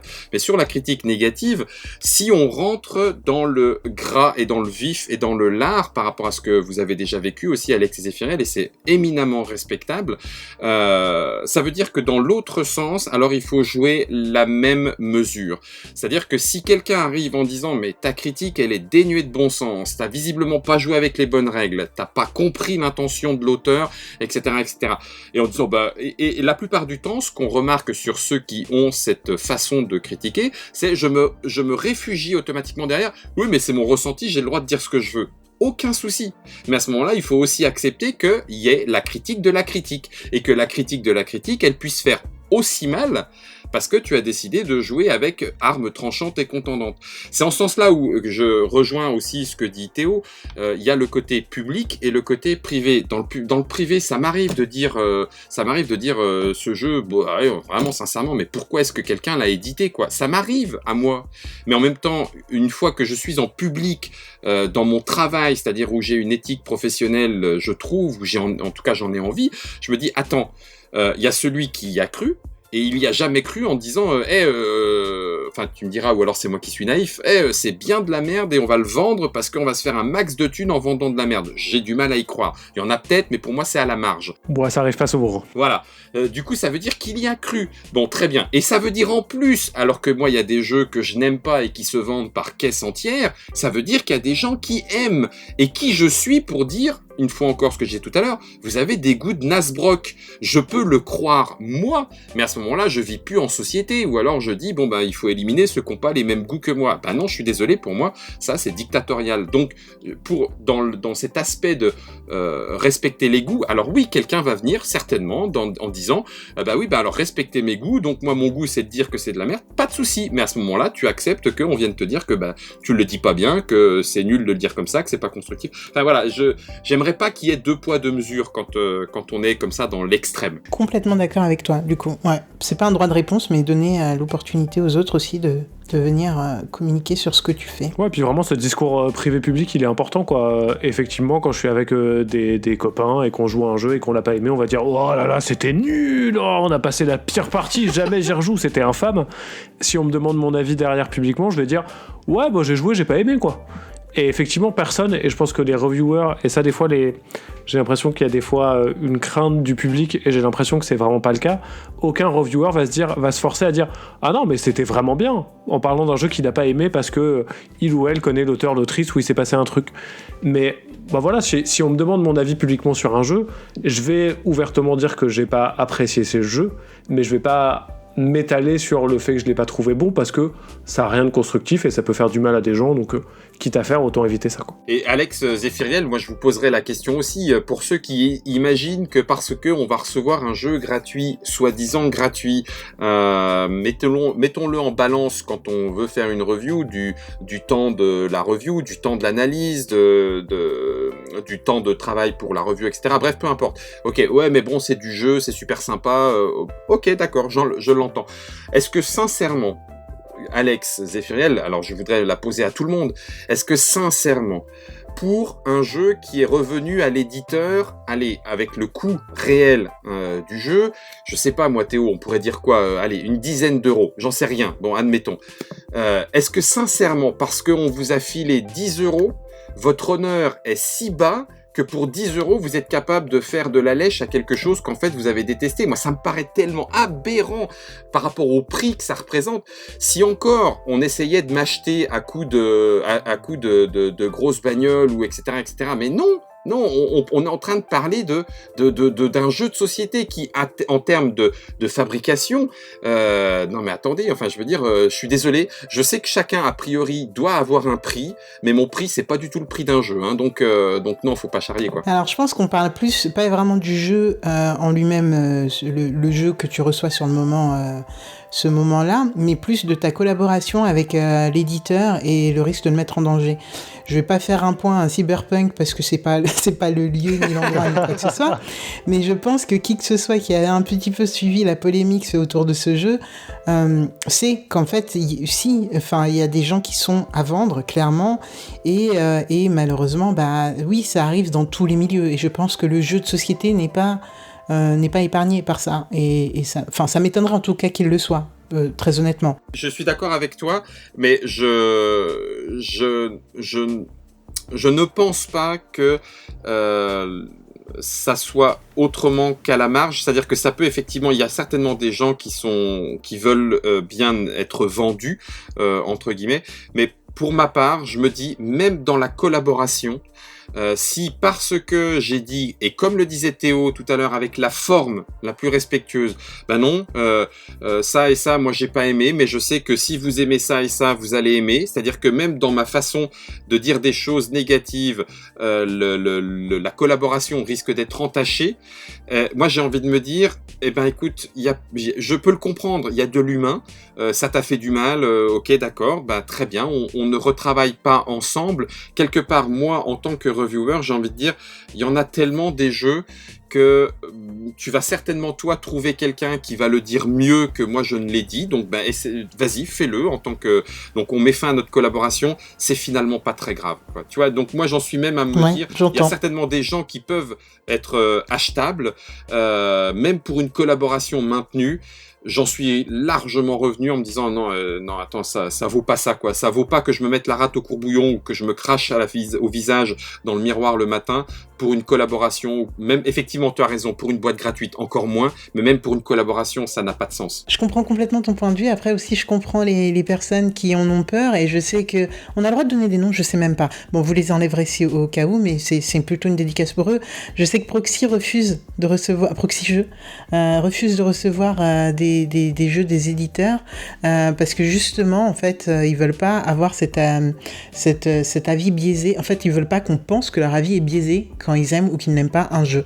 Et nous, au Défaussé, et je crois qu'on est plutôt transparent dessus, je sais plus exactement, mais quand on reçoit une boîte, on a plutôt tendance à le dire. Et en fait, ça nous empêche pas de pas aimer. Et c'est marrant. Encore une fois, je ne sais pas si on peut dire des mots, des noms, mais Zef, tu pourras biper à ces moments-là. Mais Funforge nous a envoyé à un moment un jeu sur Dark Souls franchement, on n'était pas dedans. Mais enfin, ce jeu n'était soit pas pour nous, soit vraiment, enfin, il manquait des choses pour nous sur ce Dark Souls jeu de cartes. Il manquait des choses pour qu'il soit optimisé, etc. Et en fait, on a fait la troisième partie, voilà, en essayant de comprendre et en essayant, encore une fois, l'expérience Oriflame et Fresh Waterfly a servi, donc en essayant d'argumenter un maximum, etc. Et donc le retour, quand on arrive ce fameux mercredi matin où on envoie le lien à Funforge et que en effet, on n'est pas dithyrambique sur le jeu, elle nous dit c'est pas positif, mais au moins c'est argumenté, merci. Voilà. Et voilà, ça n'a pas nuit à notre collaboration. Nous, on est resté plutôt fidèles à notre avis, et en fait, c'est ce qu'on préfère, et c'est pour ça qu'on le fait. Après, honnêtement, souvent, comme je le disais, soit Zéphyr aime, soit moi j'aime, soit nous deux on aime, et donc dans ce cas-là, on est safe. Mais quand on n'aime pas, on essaye d'argumenter un maximum pour ne vexer personne, et surtout pour juste dire, écoutez, nous ça nous a pas plu pour telle raison, mais vous, pourquoi ça vous plairait pas ? Enfin, si ces éléments-là ne vous gênent pas, quoi. Effectivement, il y a un espèce de pacte qui est dans les deux sens, il faut accepter aussi quand on est éditeur de se dire, j'ai envoyé un jeu à un reviewer, il a fait un retour qui est construit et qui est négatif. Je me dis pas, oh là là, il a fait un retour négatif de mon jeu, je le raye de ma liste de reviewers et plus jamais je lui enverrai une boîte. Qui est une pratique qui, pour le coup, est arrivée régulièrement dans le milieu du jeu et qui est problématique. Il faut accepter effectivement, même si elle est douloureuse, même si on a besoin d'en dire du mal avec ses copains à côté pour que ça fasse du bien, il faut accepter et accueillir cette critique en se disant, tout le monde va pas aimer mon jeu, c'est assez normal, quoi, et c'est assez logique. Et au contraire, et c'est là où je trouve que le credo de Trick Track est super positif, en fait, moi je suis très content si quelqu'un aujourd'hui regarde une review de, je sais pas, The Loop, parce que c'est un des jeux que j'ai bien en tête en ce moment, et se dit, oulala, c'est pas pour moi, et du coup ne l'achète pas et n'est pas déçu, parce que j'ai pas envie que les gens ils soient déçus à la fin, donc tant mieux si ça a pu dissuader quelqu'un qui n'aurait pas aimé le jeu à la fin. Donc les critiques argumentées positives comme négatives, et ça fait un peu bisounours de dire ça, mais je l'assume, pour moi elles sont vraiment positives et il faut les encourager et plutôt que dissuader les négatifs, quoi. Pour le coup, je suis complètement d'accord avec ça. Je vais clôturer l'émission là parce qu'on a fait à peu près le tour de tout ce qu'on avait à dire et on arrive sur un long moment de l'émission. On a, je pense, à 1h30 là. Est-ce que je peux résumer un peu les choses en 2 phrases en vous écoutant parler, en disant que si la critique est positive sur un jeu, on peut en parler avec passion parce que c'est facile de le faire et que ça se communique facilement, mais à contrario, si on a un avis négatif sur un jeu, on doit essayer de rester dans le factuel au maximum pour essayer de le comprendre. C'est bien parce que j'ai beaucoup de mal moi à résumer ma pensée, et là Zéphiriel, tu viens de le faire plutôt bien. C'est très bien résumé parce que une fois encore, on pourrait dire oui, mais pourquoi est-ce que je dois faire quelque chose dans un sens et que je ne dois pas le faire dans l'autre sens ? C'est parce que les deux sens n'ont pas du tout les mêmes conséquences. Donc ça veut dire que si ces conséquences-là ne sont pas analysées et prises en compte, et là tu le dis très bien avec ces 2 phrases, la conséquence positive fait que je peux laisser parler la passion, parce que qu'est-ce que vous voulez que je vous dise ? Je me suis éclaté, vous voulez que... Alors je me suis éclaté parce que si, parce que ça, je peux le dire aussi, bien sûr, mais forcément que je vais le dire. Rien qu'en parlant, j'ai le sourire et la banane, moi, derrière mon micro. À l'inverse, j'ai passé un mauvais moment. Ok, d'accord, qu'est-ce qui s'est passé ? Pourquoi ? À qui ça peut plaire ? Qu'est-ce que j'ai raté ? Ou est-ce que c'est, comme le disait tout à l'heure Alex, est-ce que je vais me faire confiance ? Et non, effectivement, c'est parce que c'est pas pour moi, mais il y a des gens pour qui ça va être. Et ben voilà, tes 2 phrases là, elles disent en fonction des conséquences, je n'agis pas de la même façon. Et donc, du coup, moi, bravo, c'est très bien résumé. Merci. Alex, un dernier mot? Non, je suis plutôt d'accord avec toi, mais je vais juste réinsister sur le fait, d'être bienveillant et juste, quand on critique un travail, il y a forcément des gens derrière et le prendre en compte, ça peut aider. Théo? Bah non, c'est beau parce qu'on est d'accord, donc c'est chouette, mais ouais, vraiment ce côté-là. Et du coup, d'un point de vue auteur, et je l'ai vu passer plusieurs fois sur le bon côté de la chose, et donc j'ai l'impression que c'est chouette, vraiment apprendre à accueillir, même si c'est douloureux, l'ensemble des critiques, les positifs comme les négatifs argumentés. Ne pas se focaliser sur les négatifs pas argumentés. Alors, il n'y en a pas tant que ça chez les reviewers, il y en a beaucoup dans les avis, et Dieu sait qu'un truc qui met... quelqu'un qui met 1 sur 5 vraiment nul sur Trick Track, ça peut te remettre dans ton lit pour 2 heures en boule. Et donc ça, il faut réussir à un peu évacuer ce côté-là, mais accepter quand même les critiques négatives en se disant ok, j'ai appris des choses et à la fin ça va être positif. Pas forcément les partager si jamais on n'a pas envie de les partager, parce que il faut pas non plus tendre le bâton pour se faire battre, mais surtout vraiment jamais sous le coup de l'émotion faire un retour sur une critique négative en étant désagréable, voire en insultant les gens, parce que ça c'est vraiment très très réducteur pour le milieu à la fin, quoi. Eh bien, écoutez, merci pour ces échanges assez profonds, mine de rien, et vraiment intéressants. Moi, j'en ressors un peu content, parce que ça me rassure moi-même sur la passion et l'envie que j'ai de faire le défaussé avec Alex toutes les semaines. Donc ça me rassure un peu de me dire que on s'améliore en tant qu'être humain un peu en faisant ça aussi, parce qu'on apprend de nos erreurs et on essaie d'améliorer les choses, et savoir que en fait la bienveillance et l'envie de bien faire est un peu là aussi pour tout le monde. C'est super agréable, je pense. Ça fait un peu bisounours, c'était mon moment bisounours pour le coup du truc. Voilà, on va faire un dernier tour de table pour savoir où est-ce qu'on peut vous retrouver. Monsieur Guillaume, où est-ce qu'on te retrouve? Sur Trick Track, j'imagine? Alors on peut on peut nous retrouver, que ce soit du côté des auteurs-autrices avec les articles sur Trick Track. Effectivement, on a maintenant changé d'endroit pour les vidéos. Donc les vidéos sont sur la chaîne YouTube de Trick Track. On a 3 rendez-vous par semaine avec les actus ludiques le vendredi soir, les avis de la rédac le dimanche matin, et un dossier qui sort le mardi soir. Et le prochain dossier sera sur, petit exclu juste pour vous, sur les jeux narratifs. Oh, il y a bon.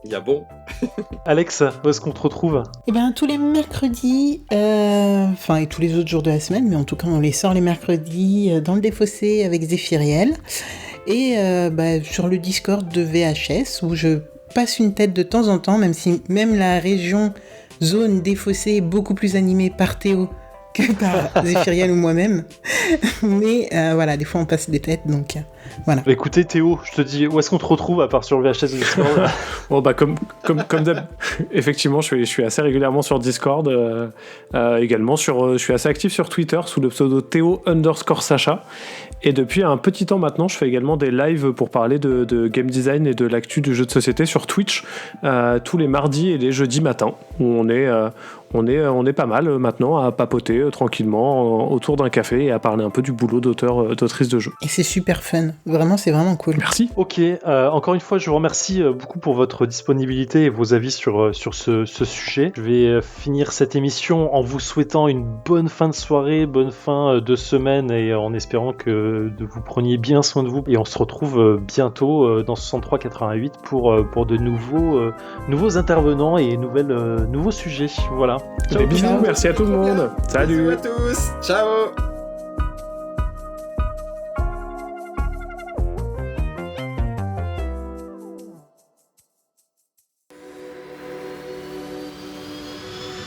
Fin de transmission.